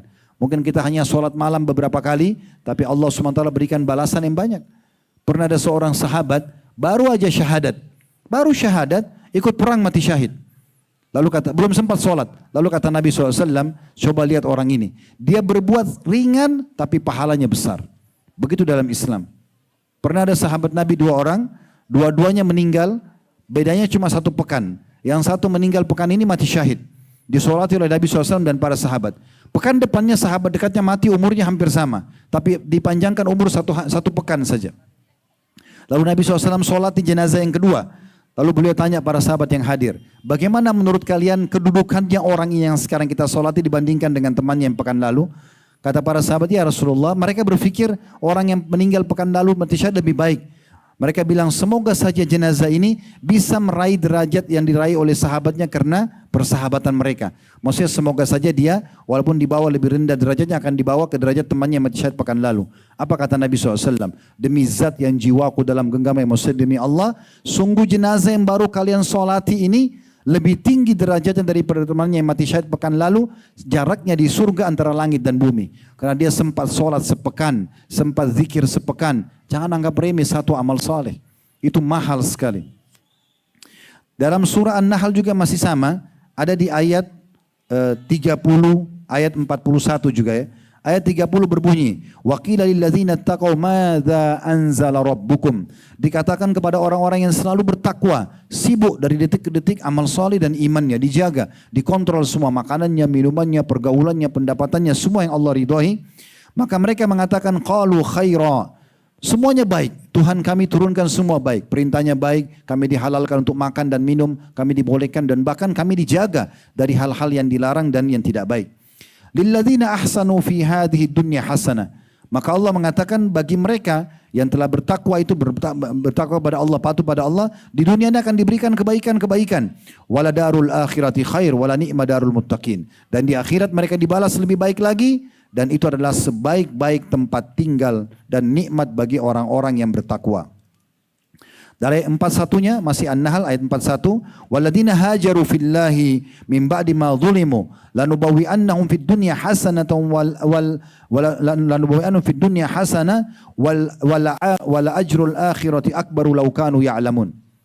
Terjemahannya, sungguhnya orang-orang yang hijrah mengubah kondisinya dari buruk dan jauh dari agama Allah kepada orang yang bertakwa, orang yang patuh, menikmati keimanan dan amal solehnya. Ya, setelah mereka terzalimi, sebelumnya mereka digoda syaitan, disesatkan, maka pasti kami akan berikan mereka tempat tinggal. Ya, kami berikan kebahagiaan buat mereka di dunia dan ketahuilah balasan di akhirat buat mereka jauh lebih besar kalau mereka mengetahuinya. Juga dalam surah Hud surah nomor 11 ayat 3 Allah berfirman, surah Hud surah nomor 11 ayat 3, wa anistaghfiru rabbakum thumma tubu ilaihi yumatti'ukum mata'an hasanan ila ajalin musamma wa yu'ti kulli dzi fadlin fadlah. Artinya kata Allah melalui lisan Nabi Hud alaihissalam, beristighfarlah kalian kepada Tuhan kalian, segera mohon ampun atas kesalahan kalian dan taubat kepadanya, janji tidak akan mengulanginya. Pasti ia akan memberikan kalian kehidupan yang nyaman, terpenuhi kebutuhannya, ya, dibahagiakan hatinya, ditentramkan jiwanya sampai ajal kalian sudah ditentukan dan dia akan memberikan karunia yang sangat banyak. Jadi menjadi orang baik, orang soleh, orang solehah itu nikmat yang besar. Bahkan bagi anda yang tidak merasakan ini di dunia, berarti tidak akan merasakan surga yang abadi di akhirat sana. Itu perkataan Ibnu Taimiyah rahimahullah. Beliau mengatakan di dunia ini terdapat surga. Barang siapa yang tidak memasukinya, maka dia tidak akan memasuki dan memperoleh surga yang kekal di akhirat sana. Muridnya Ibnu Taimiyah namanya Ibnu Qayyim rahimahullah memaknakan perkataan Ibnu Taimiyah ini. Beliau mengatakan yang dimaksudkan oleh Ibnu Taimiyah dengan surga dunia adalah mencintai Allah, mengenalnya, senantiasa mengingatnya, tentram ketika bermunajat kepadanya, menjadikan kecintaan hakiki hanya untuknya, memiliki rasa takut dan dibarengi rasa harap kepadanya, senantiasa bertawakal atau menyerahkan urusan kepadanya, serta menyerahkan segala hasil daripada upaya kepadanya. Inilah surga dunia yang harusnya kalau kita sudah nikmati di dunia itu, maka kita juga akan nikmati di akhirat sana. Orang beriman subhanallah selalu tentram hatinya. Hartanya banyak, dia sibuk berbagi dengan orang lain karena ingin meraih surga dengan harta tersebut. Talha bin Ubaidillah radhiyallahu anhu sahabat Nabi yang mulia pernah kedatangan sekitar beberapa peti semuanya dinar emas. Dia gelisah nggak bisa tidur. Kaya raya orangnya. Tapi malam itu datang keuntungan berlipat-lipat dibandingkan sebelumnya. Istrinya mengatakan, kenapa anda gelisah wahai Talha? Maka dia mengatakan, sesungguhnya saya tidak pernah kedatangan harta sebanyak ini. Saya gelisah, jangan sampai saya meninggal malam ini, kemudian harta ini akan mengganggu saya nanti dihisap oleh Allah hari kiamat. Istrinya dengan sangat luar biasa karena dia salihah, dia mengatakan, kenapa anda pusing dengan itu? Ayo kita kemas harta ini malam ini, kita bagikan semuanya kepada orang miskin di jalan Allah. Sebagaimana Allah titipkan, kita bagikan lagi. Begitu kondisi orang beriman. Maka diceritakan malam itu suami istri begadang hanya membungkus dinar-dinar emas itu untuk dibagikan. Dan ditanyakan kepada pembantunya pada saat itu, berapa harta Talha yang dibagikan? Dia katakan sekitar 600.000 dinar. Ini kalau 100.000 dinar mungkin sekitar 10 eman. Ya, kalau rupiah sekarang. Ini berlipat-lipat ganda dihabisin pada malam itu. Orang beriman kalau punya harta, dia bukan tentram sampai dia membagikannya lagi di jalan Allah SWT. Jadi dia menikmati juga dan dia mengeluarkan. Kalau dia berbuat dosa, kalau dia diberikan ujian, maka dia tahu ada pahala sabarnya. Maka dia bersabar dan kita tidak temukan ada orang yang setentram orang-orang beriman. Lihat teman-teman kita sekarang di Gaza, rumahnya hancur depan matanya. Saya kadang-kadang kalau cuplikan cuma bisa menangis. Rumah hancur depannya, anaknya mati, istrinya mati, ada yang suaminya meninggal. Lalu ditanya di mikrofon, diwawancarai, bagaimana perasaan anda sekarang? Alhamdulillah, saya bersyukur Allah masih kasih saya umur bisa beramal. Bagaimana keluarga yang sudah meninggal? Allah sudah memanggil mereka dan mereka dapat mati yang terbaik, mati syahid. Semoga saya juga diberikan. Dengan santainya mereka bicara begitu. Orang kalau beriman, hatinya selalu tentram walaupun ujian datang. Beda dengan orang-orang yang jauh dari iman ini. Jadi memang subhanallah iman itu luar biasa. Teman-teman sekalian, kita akan masuk ke beberapa poin yang saya harapkan untuk sekaligus kita tutup ceramah kita dengan ini. Poin-poin ini adalah yang saya harapkan bisa akan membuat kita selalu menjaga agar kita berada di rel amal soleh dan iman. Dan jangan sampai kita terperosok dalam pelanggaran. Saya juga perlu ingatkan, kalau kita sedang menyampaikan ceramah seperti ini teman-teman sekalian, kita sedang bicara sekarang ke depan. Kita bukan bicara sekarang ke belakang. Jangan sampai misalnya ada orang yang hadir lalu merasa saya sudah banyak sekali dosa dulu. Itu dulu, kita sedang tidak bahas itu. Kalau kita sedang bicara masalah harus jujur, mungkin ada yang hadir pernah bohong. Itu masa lalu anda, tinggal tobat selesai. Ceramah yang kita dengar sekarang, kita anggap itu peringatan yang datang malam ini dari Allah kepada kita untuk kita perbaiki ke depan. Islam selalu melihat masa depan seseorang. Waktu sahabat-sahabat Nabi masuk Islam, ada di antara mereka yang sangat benci Islam sebelumnya. Umar bin Khattab, kemudian Abu Sufyan, ya, Ikrimah bin Abi Jahal, banyak mereka pembenci Islam. Tapi setelah mereka masuk Islam, Allah Subhanahu wa taala memudahkan agar yang dikenang kebaikan-kebaikannya. Orang tidak pernah membahas tentang masa lalu Umar, masa lalu Abu Sufyan, lalu dijadikan sebagai pegangan. Tapi orang lihat bagaimana setelah dia masuk Islam dan perjuangannya dalam beramal soleh. Maka seperti itu Islam datang mulia. Jadi nggak perlu khawatir dari majelis ilmu seperti ini, walaupun anda merasa anda punya dosa sebelumnya, itu masa lalu anda. Sekarang Allah sedang berikan peringatan. Bagaimana kita sadari perbuatan tersebut. Yang pertama teman-teman sekalian, perbanyak doa. Perbanyak doa. Karena berdoa ini jauh lebih afdal di saat kita sedang ada nikmat dan kita minta nikmat itu bertahan. Itu lebih afdal di sisi Allah dibandingkan musibah sedang datang lalu kita minta jalan keluarnya. Misal contoh kita lagi sehat, lalu kita mengatakan ya Allah pertahankan kesehatanku ini, berkahi misalnya. Itu jauh lebih baik dan lebih afdal, pahalanya lebih besar dibandingkan sudah sakit minta sembuh. Berarti tidak ada alasan untuk tidak berdoa. Karena doa dalam kondisi lapang itu lebih dicintai oleh Allah Subhanahu wa taala. Kalau saya tanya teman-teman, mau nggak di saat kita lagi genting, lagi ada masalah, kita berdoa langsung Allah kabulkan? Mau nggak kira-kira? Coba lihat bagaimana hadis Nabi SAW. Kata Nabi SAW, kenali ya Tuhanmu di saat kau sedang lapang, lagi sehat, lagi kuat, berdoa di saat itu. Maka dia akan kenali kamu di saat kamu sedang sulit. Jadi memang itu kuncinya. Maka tidak ada alasan untuk tidak berdoa. Nabi Ibrahim dan Nabi Ismail alaihimussalam, waktu Allah perintahkan membangun Ka'bah, mereka nabi dua-duanya, mereka sangat ikhlas, mereka tulus tidak pernah berharap kecuali pahala dari Allah SWT.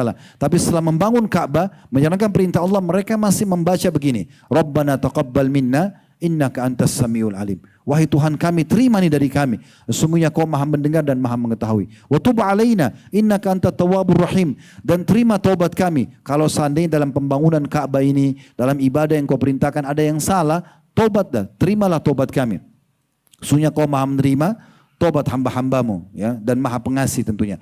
Jadi Nabi Ibrahim AS saja berdoa. Begitu juga dengan kita teman-teman. Di antara doa mulia dalam hadis Bukhari Muslim, selalu ucapkan doa ini. Nabi SAW pernah membonceng Mu'adz bin Jabal radhiyallahu anhu. Kemudian beliau mengatakan, wahai Mu'adz, sungguh aku mencintaimu. Nabi mengucapkan ini mencintai Mu'adz bin Jabal. Maksudnya karena aku cinta padamu karena Allah, jangan pernah kau tinggalkan selepas salat. Baca, Allahumma inni ala zikrika wa syukrika wa husni ibadatik. Apa artinya? Ya Allah, tolong aku ini. Allahumma inni, tolonglah aku ini. Ala zikrika, selalu berzikir kepadamu. Wa syukrika, bersyukur kepadamu. Wa husni ibadatik, dan memperindah ibadah untukmu. Ini kita baca, dan ulama mengatakan boleh dibaca di luar solat. Kita selalu mohon agar Allah SWT tolong kita. Sudah tahu belum teman-teman sekalian, Nabi SAW sering kali, hampir setiap hari mengucapkan doa, Ya muqallibal qulub, thabbit qalbi ala dinik. Dalam riwayat lain, Ya musarrifal qulub, sarrif qalbi ala dinik. Wahai yang membolak-balikkan hati, kokohkan hatiku di atas agamamu. Wahai yang mengalihkan hati itu, bisa mengubahnya dari baik menjadi jahat. Allah SWT, maka alihkan hatiku kepada ketaatan kepadamu. Kata Aisyah radhiyallahu anha, ya Rasulullah, seringkali saya dengar doa ini Anda ucapkan. Apa yang Anda khawatirkan? Siapa Anda ini? Anda adalah Rasulullah. Maksudnya apalagi diragukan? Kenapa harus berdoa seperti ini?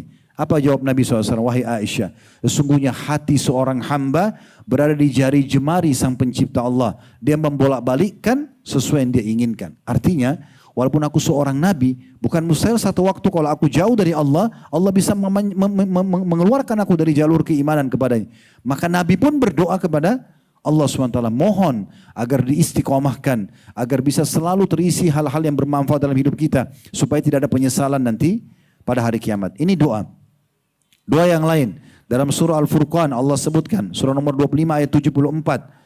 Ini orang yang sudah menikah atau belum menikah sama dianjurkan baca doa ini. Walaupun di sini sebenarnya secara letterlet kita seakan-akan berdoa khusus bagi orang yang sudah berumah tangga, karena menyebutkan tentang pasangan. Tetapi ulama mengatakan yang belum menikah pun, kalau dia sering baca ini, bukan mustahil pada saat menikah nanti Allah kasih pasangan yang baik. Surah Al-Furqan ayat 74. Perhatikan, Rabbana hablana min azwajina wa dhurriyyatina qurrata a'yun waj'alna lil muttaqina imama. Wahai pencipta kami, Rabbana, wahai Tuhan kami, karuniakanlah buat kami pasangan-pasangan kami, keturunan-keturunan kami yang selalu menyejukkan mata kami. Selalu baik, selalu santun, selalu ramah, selalu baik. Jadikan mereka semua pasangan dan keturunan kami qurrata ayun, penyejuk mata kami, dan jadikan kami sebagai pemimpin orang-orang beriman, orang-orang yang bertakwa. Di sini kita minta agar kita bersama dengan golongan orang-orang yang terbaik yang patuh kepada Allah Subhanahu wa taala. Kemudian juga di dalam surah Al-Ahqaf Allah Subhanahu wa taala menyebutkan di ayat 15. Ini sebenarnya doa ini dianjurkan terutama bagi orang yang di atas 40 tahun. Tetapi kalau orang di bawah 40 tahun juga mau baca, boleh saja kata ulama. Karena nanti ini seakan-akan dia sudah menyicil apa yang dia harapkan kalau Allah kasih di atas 40 tahun, Allah berikan kepada dia. Dalam surah Al-Ahqaf ayat 15 berbunyi, Rabbi auzi'ni an ashkura ni'mataka allati an'amta alayya wa ala walidayya wa na'mala salihan tardah wa aslih li fi dhurriyyati inni tubtu ilaika wa inni minal muslimin. Yang artinya, ya Allah, mudahkanlah aku agar aku selalu bersyukur kepadamu, atau bersyukur atas nikmat yang kau limpahkan kepadaku dan juga yang kau limpahkan kepada kedua orang tuaku, dan mudahkanlah aku selalu sibuk dengan amal saleh. Maknanya dari detik ke detik selalu kebaikan-kebaikan yang engkau ridhoi, dan perbaikilah keturunan-keturunanku supaya menjadi orang-orang yang baik. Sesungguhnya aku bertobat kepadamu dan aku termasuk orang-orang yang menyerahkan diri. Juga dalam hadis Nabi SAW sering kali membaca doa, Allahumma habbib ilainal iman. Ya Allah, cintakanlah iman dalam hati kami. Wa zayyinhu fi qulubina. Hiaskan itu atau hiasi dalam hati kami. Wa qarrih, dan buatlah kami benci ilaina terhadap kami. Al-kufra kekufuran, wal fusuqa, pelanggaran-pelanggaran, wal isyan, pembangkangan-pembangkangan, wa ja'alna minar rasyidin. Jadikan kita atau kami termasuk orang yang mendapatkan petunjuk. Jadi ini yang pertama teman-teman, kiatnya bagaimana agar amal perbuatan nanti yang kita lihat di hari kiamat semuanya baik. Di dunia pun kita akan terpenuhi kebutuhan karena orang-orang soleh dan soleh tadi saya katakan akan diberikan kehidupan yang cukup. Itu buktikan resep yang luar biasa. Kalau ada yang mengatakan, Ustadz, saya sudah coba bertakwa, saya sudah coba dekat sama Allah tapi rezeki saya belum diberikan, itu tidak mungkin. Rezeki Anda akan diberikan. Mungkin Anda masih dalam masa proses dari perbuatan dosa yang pernah Anda lakukan dan Anda baru taubat, masih proses pembersihan. Kalau ini sudah bersih, demi Allah akan terbuka pintu rezeki itu. Allah tidak akan dusta, tidak akan pernah salah dengan janjinya. Innallaha la yukhliful mi'ad. Pasti dibukakan semua pintu kebahagiaan di dunia dan juga di akhirat tentunya. Kemudian yang kedua teman-teman, saya gabungkan 3 hal di sini. Pentingnya seseorang itu selalu mendalami ilmu agama. Jangan lewatkan hari tanpa ilmu. Kemudian ilmu itu tidak cukup dipelajari, amalkan. Dan kemudian selalu bersama dengan komunitas orang-orang yang berilmu. 3 hal ini saya gabungkan di 1 poin sebagai kiat yang kedua. Supaya kita selalu beramal yang baik, selalu terjaga. Umar bin Abdul Aziz rahimahullah menggabungkan ketiga hal ini. Antara ilmu, amal, dan juga komunitasnya. Beliau seringkali mengundang dan mengumpulkan para ulama ahli fikih. Mereka saling mengingatkan tentang kematian, hari kiamat dan akhirat. Kemudian mereka semua menangis seakan-akan di hadapan mereka ada seorang jenazah. Jadi dia mempraktikkan ilmunya, kumpulin. Lalu dia diantara dia sama ulama-ulama ini dia mengatakan, coba siapa yang mau nasihatin kita tentang kematian? Ada satu menceritakan tentang sebuah hadis, yang satu membacakan sebuah ayat, yang satu berceritakan tentang kisah apa. Jadi mereka dalam majelis itu mengingat kematian semua sampai mereka semua menangis. Ilmu yang disampaikan, dipraktikkan dengan cara diajarkan bersama dengan komunitasnya yang ada. Itu penting sekali. Al-A'mash, ini namanya Sulaiman bin Mahran rahimahullah. Ini gurunya para ulama-ulama hadis. Pernah dengar Imam Bukhari, Imam Muslim, Abu Dawud, Tirmidzi. Ini gurunya mereka. Kalau kita lihat sanadnya biasa melalui dia si fulan-fulan dan A'mash kemudian selanjutnya. A'mash ini pernah memberikan nasihat begini. Kami pernah menghadiri proses pemakaman. Dan kami tidak mengetahui siapa sebenarnya keluarga yang ditinggal mayit. Karena saking sedihnya manusia yang hadir pada saat itu. Semua orang mengambil pelajaran dari kejadian jenazah yang sedang diantar. Hasan Basri rahimahullah pernah mengantar jenazah saudaraku seiman. Pas antar jenazah langsung dia menangis. Kemudian dia sambil berzikir. Tiba-tiba sendiri gitu. Orang di sebelahnya ada satu anak muda menanyakan, wahai imam. Kalau imam kita tuh kiai, ustadz sekarang. Wahai imam, kenapa anda berzikir? Dia ingin tahu kenapa Hasan Basri berzikir lagi ngantar jenazah. Maka kata Hasan Basri, wahai anak muda, berzikirlah. Karena yang sedang kita antar sudah nggak bisa berzikir lagi. Tersentuh beliau karena ada keimanan, jangan sampai tiba kematian baru nyesal. Karena jenazah ini kalau seandainya dihidupkan lagi, tentu dia akan melakukan zikir ini. Tapi dia sudah tidak punya kesempatan. Saya pernah di Condet di dekat kantor, lagi hadiri Jumatan. Subhanallah ada jenazah mau disolatin habis Jumat. Saya lihat sendiri, kebetulan saya sholat situ, jenazah di bagian depan. Ditaruh paling pinggir sebelah kanan. Di sebelahnya orang-orang hidup yang masih ikut sholat. Saya di belakang itu sambil merenung. Saya melihat subhanallah, yang sebelahnya orang hidup, sebelahnya orang sudah mati. Dan saya sangat yakin kalau jenazah ini sekarang dihidupkan, dia akan ikut sholat Jumat itu. Tidak mungkin tidak. Bagaimana orang yang masih hidup masih ada yang membengkalikan masalah ini.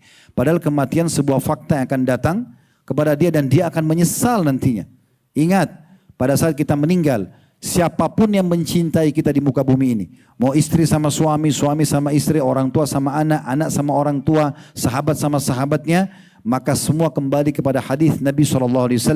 Kalau seseorang meninggal dunia akan ikut 3 kekuburan.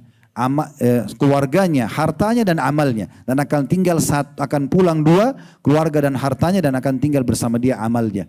Secinta-cintanya kita tidak usah jauh-jauh kasih contoh ibu pada anak saja. Pasti akhwat kita sini tahu bagaimana cintanya dia kepada anaknya. Kalau perlu dia berkorban demi untuk anaknya. Apapun itu. Seorang ibu sangat cinta pada anaknya. Kalau anaknya meninggal, kira-kira dia mau nginap di kuburan? Pasti tidak. Nangis setengah jam, 1 jam besok pulang ke rumahnya. Sedih ya, tapi tidak akan temani di kuburan anaknya. Sahabat kita. Apalagi kalau sahabat buruk yang sering mengatakan, tidak apa-apa buat dosa saja nanti saya tanggung. Ini omong kosong. Begitu kita meninggal, dia hanya paling lama setengah jam pergi lalu aktivitas seperti umumnya dan kita akan ditinggal. Harta kita, mobil-mobil mewah hanya diparkir di pagar kuburan, tidak akan dibawa ke liang lahat. Yang tinggal bersama kita, ini nih, duduk di majelis ilmu seperti ini, sholat, puasa, yang selama ini kita kadang-kadang lalaikan. Anggap enggak terlalu penting. Padahal itu yang akan menemani kita pada hari kiamat. Dalam hadis Bukhari kata Nabi, di kuburan maksud saya. Dalam hadis Bukhari kata Nabi SAW, amal soleh itu akan menjelma menjadi sosok yang sangat tampan, bersih, wangi dan bercahaya di kuburan nanti. Sampai si mayit akan mengatakan, siapa kamu ini? Orang itu akan mengatakan, saya amal solehmu yang akan menemani kau sampai hari kiamat. Sebaliknya, akan datang maksiat dan dosa dalam wujud manusia yang jelek, busuk, menakutkan, mengerikan. Lalu jenazah itu akan mengatakan, siapa kamu ini? Orang pelaku dosa itu akan mendengarkan dari orang itu, saya adalah amal burukmu yang akan menemani kau sampai hari kiamat. Jadi penentuan di tangan kita teman-teman sekalian. Hati-hati. Kami cuma bisa datang begini ceramah. Setelah bubar ini Anda akan menentukan jalan Anda masing-masing. Sekali lagi tidak mungkin saya akan 24 jam ketuk pintu rumah Anda, ingatkan Anda di WA, tidak mungkin. Orang yang cerdas, dengar, yakin peringatan dari Allah. Lupakan saya sebagai penyampainya. Ini peringatan untuk Anda sadar dan segera kembali ke jalan Allah Subhanahu wa taala. Thabit Al-Bunani rahimahullah berkata, dahulu kami pernah menghadiri prosesi pemakaman. Saat itu semua yang hadir menutup setengah wajahnya sambil menangis. Karena mereka sedih, takut kalau mereka nanti meninggal juga dan tidak sempat amal saleh. Nabi SAW dalam hadis Bukhari pernah mengantar jenazah sahabat. Kemudian beliau pada saat jenazah sudah diturunkan, beliau dikatakan dalam riwayat ini menurunkan tubuhnya sampai bertopang dengan kedua lutut beliau. Turun dengan lututnya. Kemudian beliau tundukkan kepala sambil menangis. Dan saking banyaknya air matanya sampai air mata Nabi SAW jatuh ke tanah dan membasahi pasir. Waktu itu lagi musim panas, jadi kelihatan sekali. Lalu beliau mengatakan satu kalimat nasihat yang penting. Beliau mengatakan, untuk keadaan seperti inilah kalian harus punya persiapan. Ini nanti kalau jadi jenazah ini nyesal loh ini, hati-hati. Itu Nabi SAW berikan nasihat.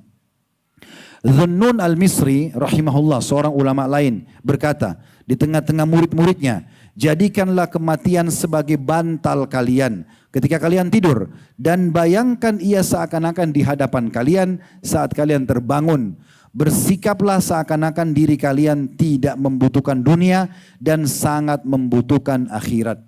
Dinukil oleh Al-Baihaqi dalam kitab Zuhud atau Az-Zuhud Al-Kubra di halaman 261.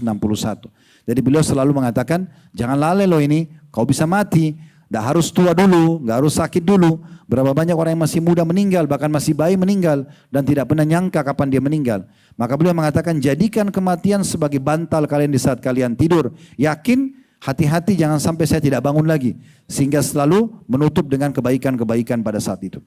Aun bin Abdullah rahimahullah berkata, betapa banyak orang yang menjalani hari tapi tidak bisa sampai ke akhirnya.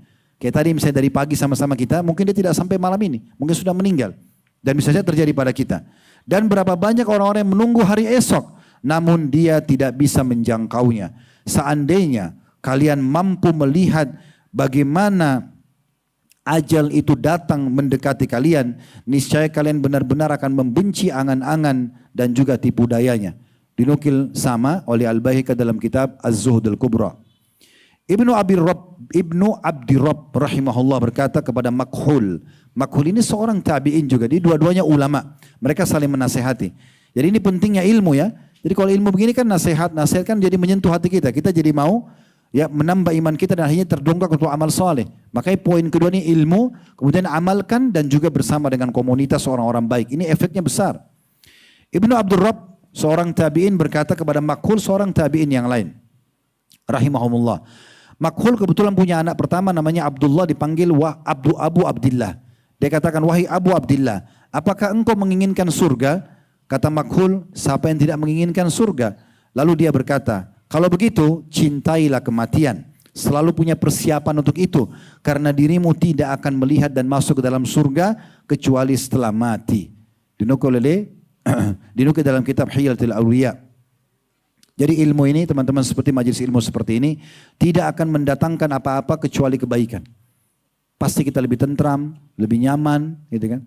Saya tidak sedang berbagi-bagi harta dengan Anda, kita sedang berbagi ilmu dan pengetahuan. Ini jauh lebih mahal daripada itu. Abu Hurairah radhiyallahu anhu pernah melihat orang di pasar Madinah sibuk transaksi jual beli segala macam. Boleh, bukan tidak boleh. Tapi beliau ingin menyadarkan poin penting. Lalu beliau datang ke pasar itu lalu berdiri dan teriak dengan suara keras di pintu pasar. Sambil mengatakan, wahai ahli pasar, penduduk Madinah, saya melihat kalian sibuk transaksi di sini sementara warisan Rasulullah SAW sedang dibagi-bagi. Mereka begitu dengar warisan, karena rata-rata pedagang, mereka berpikir harta. Maka mereka semua mengatakan, di mana wahai Abu Hurairah? Mereka tahu Abu Hurairah sahabat Nabi. Gak mungkin dusta. Maka mereka bilang, di mana? Kata Abu Hurairah, di masjid Nabi. Maka semua orang pasar berlomba-lomba berlari dengan cepat menuju ke masjid Nabi. Dan Abu Hurairah mengatakan, pergilah, saya akan jaga barang dagangan kalian. Begitu sampai di masjid, mereka lama menunggu melihat tidak ada pembagian harta. Mereka kembali lagi ke pasar. Lalu mereka bilang, wahai Abu Hurairah, kami tidak melihat ada pembagian harta atau warisan Rasulullah SAW. Kata Abu Hurairah, apa yang kalian lihat di sana? Kami lihat ada orang yang saling menasihati. Kami lihat ada orang yang lagi berzikir, ada orang lagi berdoa, ada orang yang lagi sholat, ada orang yang lagi duduk di situ sambil menunggu sholat yang akan datang.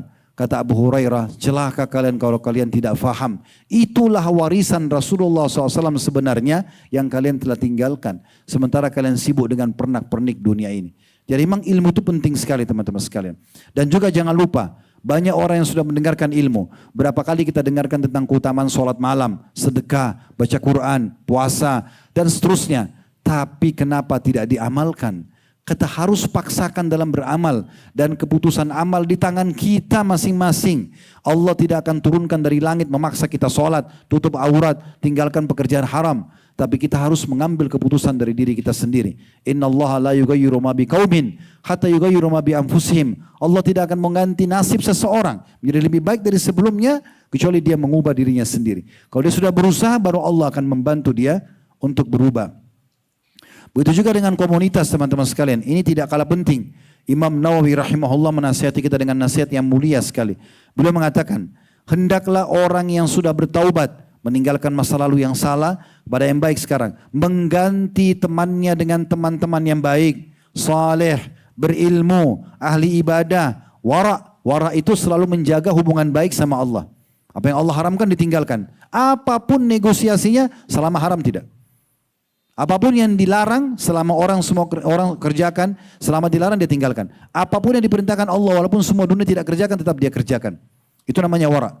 Kata beliau, hendaklah orang-orang yang bertaubat segera mengganti temannya dengan teman-teman yang baik, saleh, berilmu, ahli ibadah, wara, dan orang-orang yang meneladani orang-orang dengan sifat-sifat tersebut. Hendaklah ia selalu mengambil manfaat ketika bersahabat dengan mereka. Karena Nabi SAW telah bersabda, "Mathalul jalisis salih wal jalisis su." Perumpamaan teman-teman yang baik dan juga teman-teman yang buruk. Kamathali sahibil miski wakirul haddad. Perumpamanya seperti penjual minyak wangi dan juga seperti pandai besi. La ya'dumuka min sahibil misk. Penjual minyak wangi tidak akan pernah merugikanmu. Imma tashtarihi aw tajid rihahu. Bisa saja kau beli parfumnya, minyak wanginya, atau minimal kau akan mencium bau wangi kalau kau dekat dengannya. Wakirul haddad. Sementara pandai besi yang biasa membesikan karat-karat besi, emas, perak pakai api.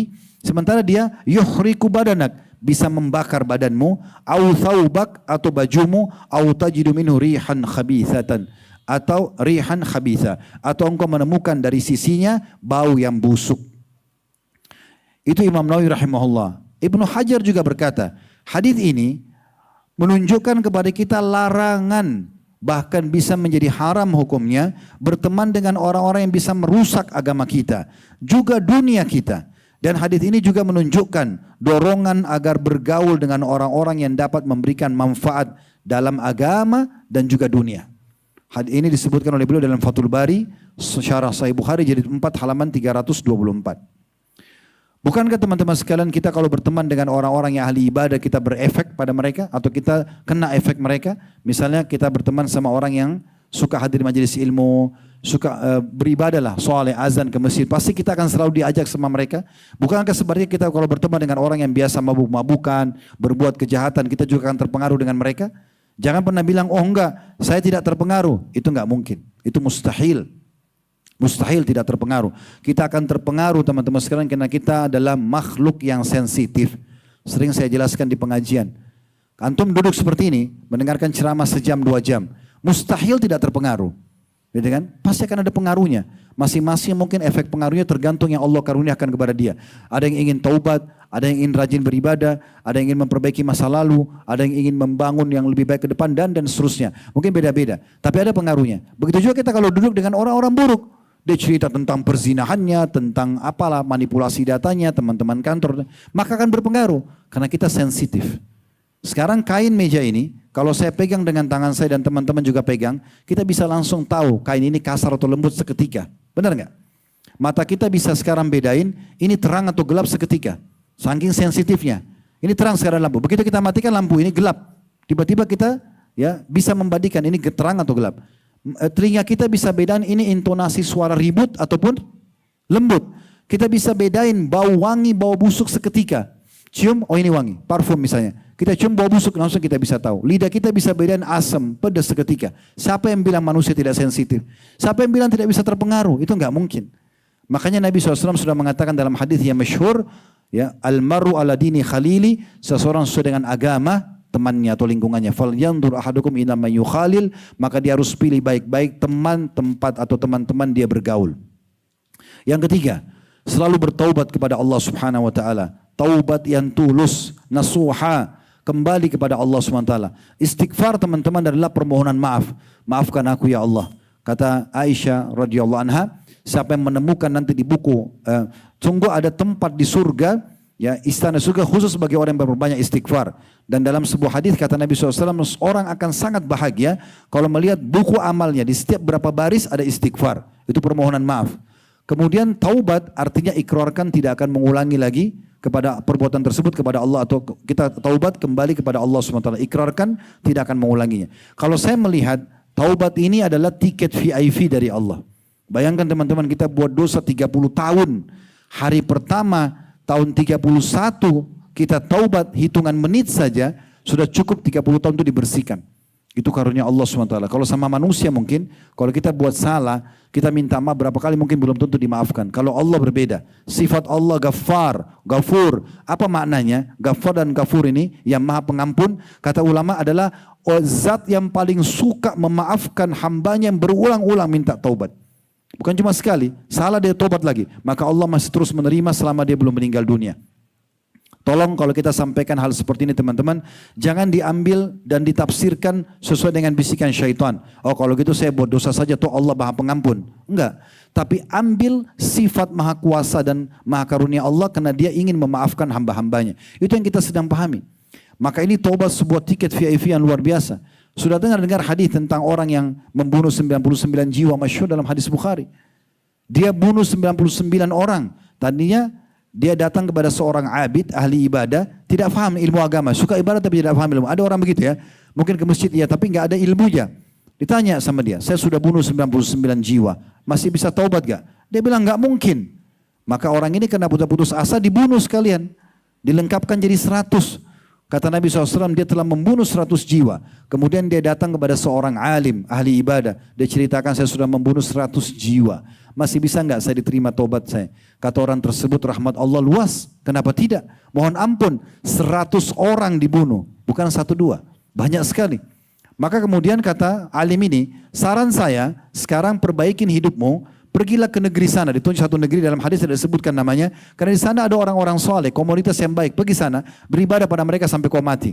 Jangan kembali ke negerimu karena negerimu negeri yang buruk. Tempat orang maksiat. Orang ini tidak banyak pikir, dia pergi. Di tengah jalan meninggal dunia. Kata Nabi SAW, meninggal dunia di tengah jalan. Lalu Allah datangkan malaikat 2. Malaikat rahmah yang mencabut ruhnya orang beriman yang membawa ruhnya, membungkuskan kapan dari surga. Dan satu malaikat penyiksa. Mereka bertikai, siapa yang mengambil ruhnya orang ini? Kalau orang beriman mengatakan dia sudah malaikat yang baik mengatakan dia sudah tobat. Malaikat penyiksa mengatakan dia tidak pernah ibadah orang ini. Membunuh 100 jiwa. Maka Allah datangkan penengah yang ketiga. Malaikat lalu mengatakan coba ukur jarak. Negeri yang dia mau datangi, yang dia mau tobat dan memperbaiki keadaan dengan negeri yang dia buat maksiat. Mana yang lebih dekat? Misalnya lebih dekat kepada negeri yang dia mau tobat, maka yang ambil malaikat rahmah. Kalau lebih dekat dengan negeri yang dia buat maksiat, maka malaikat penyiksa yang mengambil. Kata Nabi SAW apa? Allah dekatkan jarak negeri yang dia tobat 1 jengkal. Dan Allah jauhkan negeri yang dia buat dosa 1 jengkal. Sehingga lebih dekat kepada negeri yang bertakwa atau negeri yang akan taubat kepada Allah SWT. Ini orang beramal saleh ini. Tapi Allah masih terima taubatnya. Jadi jangan sia-siakan taubat ini. Dan Nabi SAW mengatakan beliau bertobat kepada Allah Subhanahu Wa Taala sehari 70 sampai 100 kali. Berarti bukan harus punya dosa. Karena Nabi SAW tidak punya dosa. Kalau anda taubat kepada Allah mengatakan astagfirullah wa atubu ilaih. Walaupun kita sedang tidak buat dosa, maka akan dicatatkan menjadi pahala. Kalau anda punya dosa, maka akan menjadi pembersih terhadap dosa-dosa tersebut. Dan luar biasanya sabda Nabi SAW, at-ta'bu minadz-dzambi kaman la dzambalah. Orang yang bertobat dari dosa seperti orang yang tidak punya dosa sama sekali. Ibnul Jauzi berkata rahimahullah, kepada yang bertanya saat berdoa, saat berdosa, ya, apakah dia bertasbih atau beristighfar? Ada orang berbuat dosa, datang kepada Ibnul Jauzi rahimahullah mengatakan, saya buat dosa, apa yang saya lakukan? Bertasbihkah? Subhanallah, berzikir, atau saya beristighfar? Maka beliau memberikan jawaban yang sangat menarik. Beliau mengatakan pakaian yang kotor lebih membutuhkan sabun daripada parfum. Tasbih itu seperti parfum, bagus. Tapi sekarang bajumu lagi kotor, cuci dulu pakai sabun. Sabun ini taubat dan istighfarnya. Ini nasihat yang sangat baik dinukil oleh Ibnu Hajar rahimahullah. Dan satu firman Allah SWT yang saya berharap kita renungi sama-sama, ini dalam surah Az-Zumar ya. Surah nomor 39 ayat 53. Ini ayat yang kata ulama ayat yang paling luar biasa Allah turunkan bonus buat semua hamba-hambanya, terutama pelaku dosa yang ingin bertaubat. Az-Zumar ayat 53. Qul ya ibadiyalladzina asrafu ala anfusihim la taqnatu min rahmatillah innallaha yaghfiru dzunuba jami'a innahu huwal ghafurur rahim. Katakan hai Muhammad kepada hamba-hambaku yang telah melampaui batas, terlalu banyak dosa yang mereka lakukan. Maka jangan mereka putus asa dari rahmat Allah, karena Allah mengampuni semua dosa-dosa. Sesungguhnya Allah Maha Pengampun lagi Maha Penyayang. Dan dalam surah Tahrim, surah nomor 66 ayat 8 Allah mengatakan, ya ayyuhalladzina amanu tubu ilallahi taubatan nasuha. Hai orang beriman, taubatlah kepada Allah dengan taubat yang sebenar-benarnya. Betul-betul tidak mau lagi melakukan dosa itu. Dia mengikrarkan itu, asa rabbukum ayyukaffir ankum sayiatikum. Karena dengan itu Allah Tuhan kalian akan membersihkan dosa-dosa kalian. Wa yudkhilkum jannatin tajri min tahtiha al-anhar. Dan dia pasti akan memasukkan kalian nanti pada saat meninggal di akhirat ke surga yang mengalir di bawahnya sungai-sungai. Ibnu Katsir berkata rahimahullah, taubat nasuha menghindari dosa untuk saat ini, menyesali dosa yang telah lalu dan bertekad tidak akan mengulanginya di masa akan datang. Lalu jika dosa tersebut berhubungan dengan hak sesama manusia, maka ia segera menyelesaikan dan mengembalikannya. Beliau sebutkan dalam tafsir beliau tentang nasihat tersebut. Jadi ini nasihat yang sangat luar biasa yang disampaikan oleh Ibnu Jauzi, disebutkan oleh Imam Ibnu Katsir rahimahullah dalam tafsir beliau. Ini yang ketiga tentang taubat nasuha. Yang keempat yang harus diperhatikan, insya Allah mungkin kita punya 6 poin saja dan ini saya ringkaskan. Yang keempat saudaraku seiman yang harus diperhatikan adalah ikutilah perbuatan-perbuatan dosa yang pernah kita lakukan, gantikan dengan perbuatan-perbuatan baik. Ya. Jadi misal contoh ada orang dulu mungkin di masa lalunya dia ke diskotik, dia ke bar jam 10 malam sampai jam 2 malam. Sekarang dia sudah taubat. Ganti jam ini dengan kebaikan. Dengarin ilmu, zikir, gak harus diganti. Karena kalau tidak tersibukkan di waktu itu dengan amal soleh, syaitan akan mudah mengingatkan kita untuk berbuat lagi. Kenapa ada orang berbuat dosa diulangi lagi? Karena dia punya waktu lowong. Dia punya waktu lowong. Orang kalau banyak waktu lowong dia tidak isi dengan kebaikan, maka dia akan tiba-tiba bisa terjerumus dalam perbuatan pelanggaran yang sama. Dan ingatlah, semua pelanggaran ada konsekuensi hukumnya. Ingat sabda Nabi SAW waktu ditanya kepada beliau, ya, beliau mengatakan ya, kepada Mu'adz bin Jabal radhiyallahu anhu, ittaqillah haitsu ma kunt. Bertakwalah kamu kepada Allah dimanapun kau berada, selalu patuh, sendiri atau sedang ramai-ramai. Wa atbi'is sayyi'ati has-sayyi'atal hasanata tamhuha. Dan selalulah ikuti perbuatan-perbuatan salahmu dulu, gantikan dia dengan perbuatan-perbuatan baik. Ibnu Umar radhiyallahu anhu di poin ini teman-teman sekalian, kalau beliau ketinggalan 1 kali aja sholat berjamaah subuh di masjid misalnya, antum tahu apa yang dilakukan? Beliau tobat nasuha kepada Allah, Kemudian beliau tambah bersedekah hari itu dengan 1.000 dinar atau 1.000 dirham.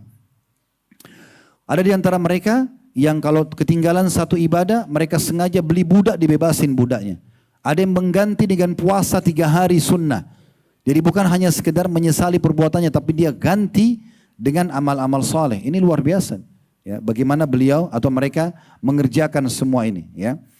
Kemudian teman-teman sekalian, juga yang selanjutnya adalah bagaimana kita berakhlak yang baik.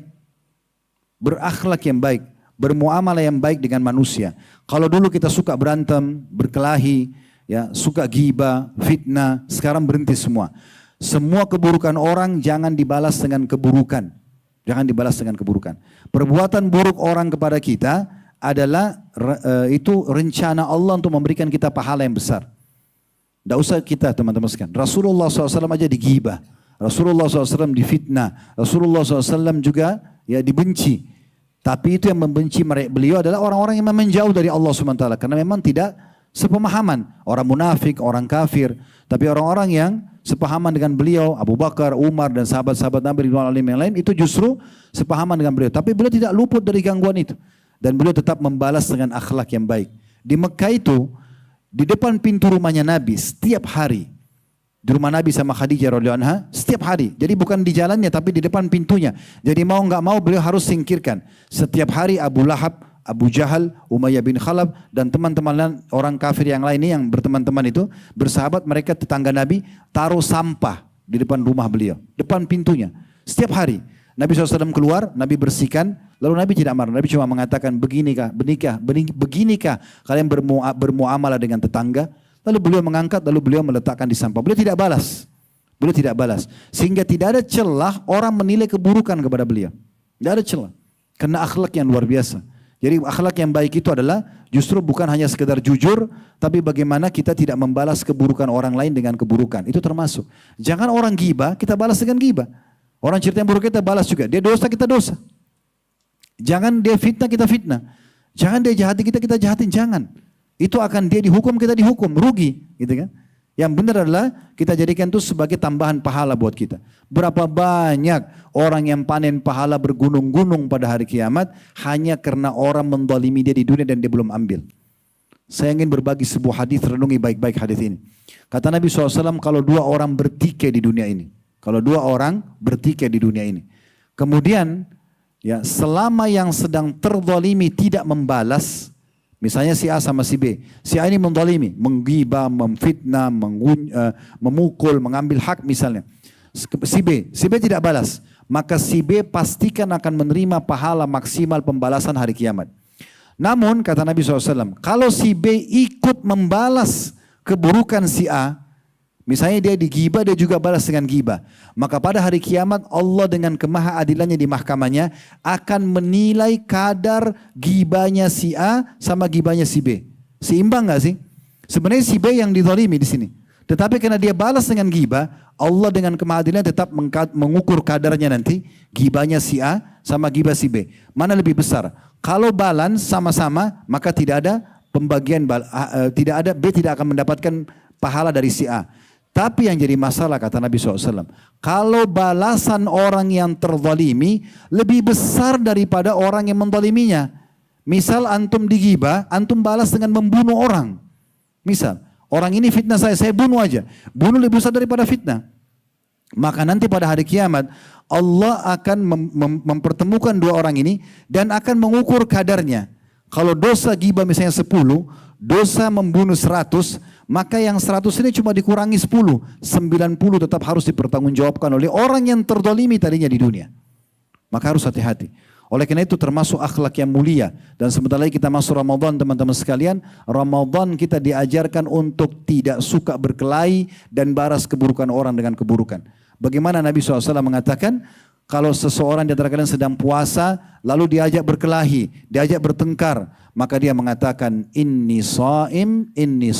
Maksudnya, saya sedang ikut program puasa, saya tidak ingin ikut-ikutan, tidak mau bertengkar. Tinggalkan saja. Dan Allah menyebutkan dalam surah Al-Furqan, salah satu ciri hamba Allah yang mulia, yaitu ya Ibadur Rahman, hamba-hamba Allah yang maha pengasih, itu dikatakan wa idza khatabahumul jahiluna qalu salama. Kalau diajak bertengkar oleh orang-orang bodoh dia mengatakan salama. Ya udah terserah kamu aja deh. Kita sudah nasihatin tidak mau dengar, sudah tinggalkan saja. Beda kalau misalnya kita diserang secara fisik. Boleh kita membela diri kita. Seseorang datang kepada Nabi SAW mengatakan, ya Rasulullah, bagaimana kalau ada orang yang mau mengambil harta saya? Apa kata Nabi SAW? Biarkan? Enggak. Qatilhu. Perangi dia. Lawan. Kalau sudah serang secara fisik mau ambil hartamu, lawan. Kata orang itu, bagaimana Rasulullah kalau saya membunuhnya? Kata Nabi SAW, kau tidak kena hukum. Kamu tidak kena hukum secara hukum Allah. Kalau saya dibunuh, kata Nabi SAW, kau mati syahid. Kalau sudah diserang secara fisik. Tapi kalau selama bukan fisik, biarin aja. Gitu kan? Apa susahnya teman-teman kita hari kiamat tinggal tunjuk. Orang ini gibah saya, ya Allah, saya minta sholatnya aja. Saya minta puasanya aja. Saya minta ininya saja. Kita panen pahala yang besar. Mungkin amal-amal itu tidak kita kerjakan di dunia. Atau tidak sempat kita meraih pahala yang besar di situ. Yang terakhir, yang keenam teman-teman sekalian, jagalah selalu ketakwaan kepada Allah Subhanahu wa taala. Ya, selalu tunduk dan patuh kepada Allah dan jaga baik-baik itu. Dan untuk memahami tentang masalah takwa ini, teman-teman sekalian, ada pendapat yang sangat menarik dari Umar bin Abdul Aziz rahimahullah, seorang ulama yang masyhur dari kalangan tabi'in. Ini generasi yang hidup setelah para tabi'in. Beliau berkuasa jadi raja di dinasti Umayyah tahun 99 sampai tahun 101, 2 tahun jadi khalifah. Tapi sangat terkenal dengan kesolehannya. Sebagian ulama ada yang mengatakan Umar bin Abdul Aziz adalah khalifah Rashidah yang kelima. Maksudnya setelah Abu Bakar, Umar, Utsman, Ali, mereka mengatakan Umar bin Abdul Aziz ini orang limanya karena solehnya gitu ya. Beliau mengatakan, menjelaskan kepada kita apa sih takwa itu. Ini poin terakhir yang kita jaga supaya selalu berada di rel amal soleh. Laisa taqwallahi bisiyamin nahar. Bukan ketakwaan kepada Allah dengan hanya menyibukkan diri puasa di siang hari. Wala biqiyamil lail, tetap puasa, tapi bukan itu tolok ukurnya saja kalau orang itu bertakwa. Dan juga bukan hanya orang kerjakan sholat malam. Wat takhliti fima baina dzalik, dan juga bukan melakukan apa-apa saja di antara keduanya. Misalnya baca Quran, berzikir, walakin taqwallahi tarku ma harramallah. Tapi kalau mau takwamu sempurna, selain puasa, selain sholat malam, maka harus meninggalkan apa yang Allah haramkan. Banyak orang yang ikut pengajian, tapi masih berbuat yang diharamkan. Mungkin dia sudah paham, tapi tetap dilakukan melanggar. Maka ini belum bertakwa namanya. Orang yang bertakwa ini betul-betul dia meninggalkan apa yang Allah haramkan. Wa adaun maftaradallahu, dan selalu sibuk mengerjakan dan memaksimalkan kualitasnya ibadah yang Allah wajibkan kepada dia. Faman razzaqa ba'da dzalika khaira, siapa yang dikarunia setelah meninggalkan yang haram sehingga dia bisa berbuat amal soleh setelahnya, fa huwa khairun ila khair, maka itu kebaikan di atas kebaikan. Jadi hati-hati teman-teman sekalian. Saya berapa kali menemukan keluhan sebagian ikhwah dan akhwat kita di pengajian. Ustadz, kita sudah di pengajian, kita sudah sangka baik, ternyata dia sudah ikut pengajian, bajunya syar'i, selalu hadir majelis ilmu, tapi pada saat muamalah mereka curang, mereka mengambil harta kami, mereka mencuri harta kami, mereka menipu dengan penampilannya. Ini semua karena orang tidak bertakwa, ya, orang tidak bertakwa. Ingat hadis Bukhari, seorang wanita di Madinah, ada seorang laki-laki mengatakan begini, ya Rasulullah, di Madinah ini ada seorang perempuan tidak pernah ketinggalan sholat malam, tidak pernah ketinggalan puasa di siang hari, selalu bersedekah setiap harinya. 3 amal-amal besar dikerjakan, tapi lisannya tajam menyakiti tetangganya. Kata Nabi SAW apa? La khaira fiyah hiya finnar. Enggak ada kebaikan pada orang itu dan pastikan dia masuk neraka. Karena orang ini penasaran, dia bilang lagi, ya Rasulullah, di Madinah ada juga seorang wanita, dia sholat iya tapi yang diwajibkan saja, dia juga puasa yang diwajibkan, dia hanya sedekah semampunya, tapi enggak pernah sakitin orang. Kata Nabi SAW, semua kebaikan ada padanya dan dia termasuk ahli surga. Jadi menjaga ini penting sekali. Meninggalkan apa yang Allah haramkan. Juga ada sebuah nasihat yang sangat menarik dari Talq bin Habib rahimahullah. Beliau mengatakan, at-taqwa an ta'mal bi ta'atillah. Takwa itu adalah kau menjalankan ketaatan kepada Allah dengan betul-betul ala nurim min Allah. Sesuai dengan cahaya dan panduan dari Allah, bukan dikarang-karang. Tarju thawab Allah, engkau ikhlas dan hanya berharap balasan dari Allah. Wa an tatruka ma'siyat Allah, dan engkau meninggalkan dosa-dosa yang Allah larang ala nurim min Allah, sesuai dengan cahaya yang Allah pandukan kepadamu. Takhafu iqab Allah, karena kau takut akan hukuman Allah. Itu ketakwaan. Jadi satukan teman-teman, setelah hadir majelis ilmu begini, semangat untuk ibadah dan semangat meninggalkan apa yang Allah haramkan. Itu penting. Karena selama kita masih buka keduanya, ini sering saya kasih gambaran di pengajian. Kalau kita mau berikan timbangan amal, ini amal soleh, ini dosa. Selama ini berdua masih seimbang, maka ini tidak enak, ini tidak enak. Karena dua-duanya masih berimbang. Kenapa ada orang yang sholat tapi tidak khusyuk? Kenapa ada orang baca Quran tapi tidak bisa memahami artinya? Kenapa orang banyak hafal Al-Quran, mulai hafal tapi selalu lupa? Karena dia masih buka. Dia sholat tapi dia masih judi. Dia sholat tapi dia masih bohong. Dia sholat tapi dia masih riba. Masih terbuka. Jadi nggak bisa. Apalagi kalau dosanya lebih besar, lebih berat. Maka hilang sama sekali kehusyuannya. Bahkan bisa ditinggalkan ibadah itu. Kapan antum merasakan nikmatnya ibadah dan iman itu? Kalau ini ditutup pintunya, masing-masing kita tahu dosa apa yang kita lakukan, tutup dulu. Kemudian terus kita ibadah. Yang sadar aja, jaga sholat 5 waktu, sholat sunnah qobliyah, zikir yang kita mampu. Ini selalu naik levelnya, ini tertahan. Di situ antum akan rasakan kenikmatan iman dan ketakwaan kepada Allah. Bahkan kadang-kadang kita cuma dengar ayat bisa netesin air mata. Mungkin cuma lihat jenazah kita jadi ketakutan. Itu semua karena imannya lagi naik. Dan ini kenikmatannya semua ada. Semua orang buat dosa punya kenikmatan. Sebagaimana orang buat ketakwaan punya kenikmatan. Tapi dua kenikmatan ini tidak bisa bersatu. Ini sering saya kasih contoh di pengajian. Akhwat kita yang sudah pakai jilbab. Dia pakai jilbab karena dia tahu ini adalah perintah Allah. Dia merasa berat untuk meninggalkannya. Dia sudah menikmati ibadah itu. Lawannya buka jilbab. Kan gitu. Nanti orang-orang yang pakai jilbab ini akan melihat orang yang tidak pakai jilbab. Kenapa ya dia tidak tutup auratnya padahal Allah larang. Karena dia sudah rasa kenikmatan jilbab itu. Kalau kita balik, orang yang buka aurat dan dia tidak merasa itu dosa, dia merasa itu biasa aja. Maka yang terjadi teman-teman sekalian, akan dia nikmati maksiat buka jilbab ini, buka aurat, dan nikmat tutup aurat hilang. Dia akan heran, kok orang itu pakai jilbab sih nggak panas ya? Akan seperti itu, nggak bisa ketemu. Ya, orang yang selalu sholat tepat waktu dengan orang yang tidak sholat beda. Orang yang sholat menikmati ibadahnya, orang yang tidak sholat tidak akan menikmati ibadah tersebut. Bahkan dia heran kenapa orang itu sholat terus misalnya. Contoh, nah seperti itulah. Jadi ini semua ada di keputusan di tangan kita teman-teman sekalian. Jagalah baik-baik. Ingat, ajal kita sangat terbatas. Waktu sangat terbatas. Tapi sampai di sini bahasan kita tentang masalah pertanggungjawaban amal. Maka berhati-hatilah karena semua akan diminta pertanggungjawaban dari amalnya. Sebelum datang waktu penyesalan, maka segera selamatkan diri kita masing-masing. Mudah-mudahan teman-teman sekalian ini semua ada hikmahnya, ya. Dan Allah Subhanahu wa taala kita berdoa yang saya yakin sedang melihat kita karena Dia Maha melihat, mendengar kita dengan Dia Maha mendengar, agar menjadikan majelis kita ini majelis yang penuh dengan berkah, diberi jadikan sebagai ilmu bermanfaat, dan semoga seluruh amal soleh yang pernah kita kerjakan, yang sedang kita kerjakan, yang akan kita kerjakan diberikan pahala sempurna. Dan semoga saja semua dosa-dosa yang pernah kita kerjakan dimaafkan oleh Allah Subhanahu wa taala. Kita berdoa agar negara kita dijaga kemerdekaannya, persatuannya dan kesatuannya, dan juga Allah Subhanahu wa taala memberikan kita pemimpin-pemimpin sampai nanti menjelang hari kiamat yang menjalankan tugas dan amanah dengan baik, dan juga negara kita menjadi contoh bagi negara-negara yang lain. Selalu kita doakan saudara kita di Palestina, terutama di Gaza, agar Allah ikhlaskan niat mereka, terima para syuhada mereka, mulakan Islam di tangan mereka dan tangan kita semua, dan semoga Allah ikut sertakan kita bersama mereka di pahala, baik dengan doa, dengan harta, juga dengan jiwa kita. Dan semoga Allah SWT dengan kemahamurahannya menyatukan kita semua di surga Firdausnya tanpa hisab. Mari satukan dalam majlis ilmu yang mulia ini. Kalau ada benar dari Allah, kalau ada salah dari saya mohon dimaafkan. Subhanakallahumma bihamdika asyhadu an la ilaha illa anta astaghfiruka wa atubu ilaik. Wassalamualaikum warahmatullahi wabarakatuh.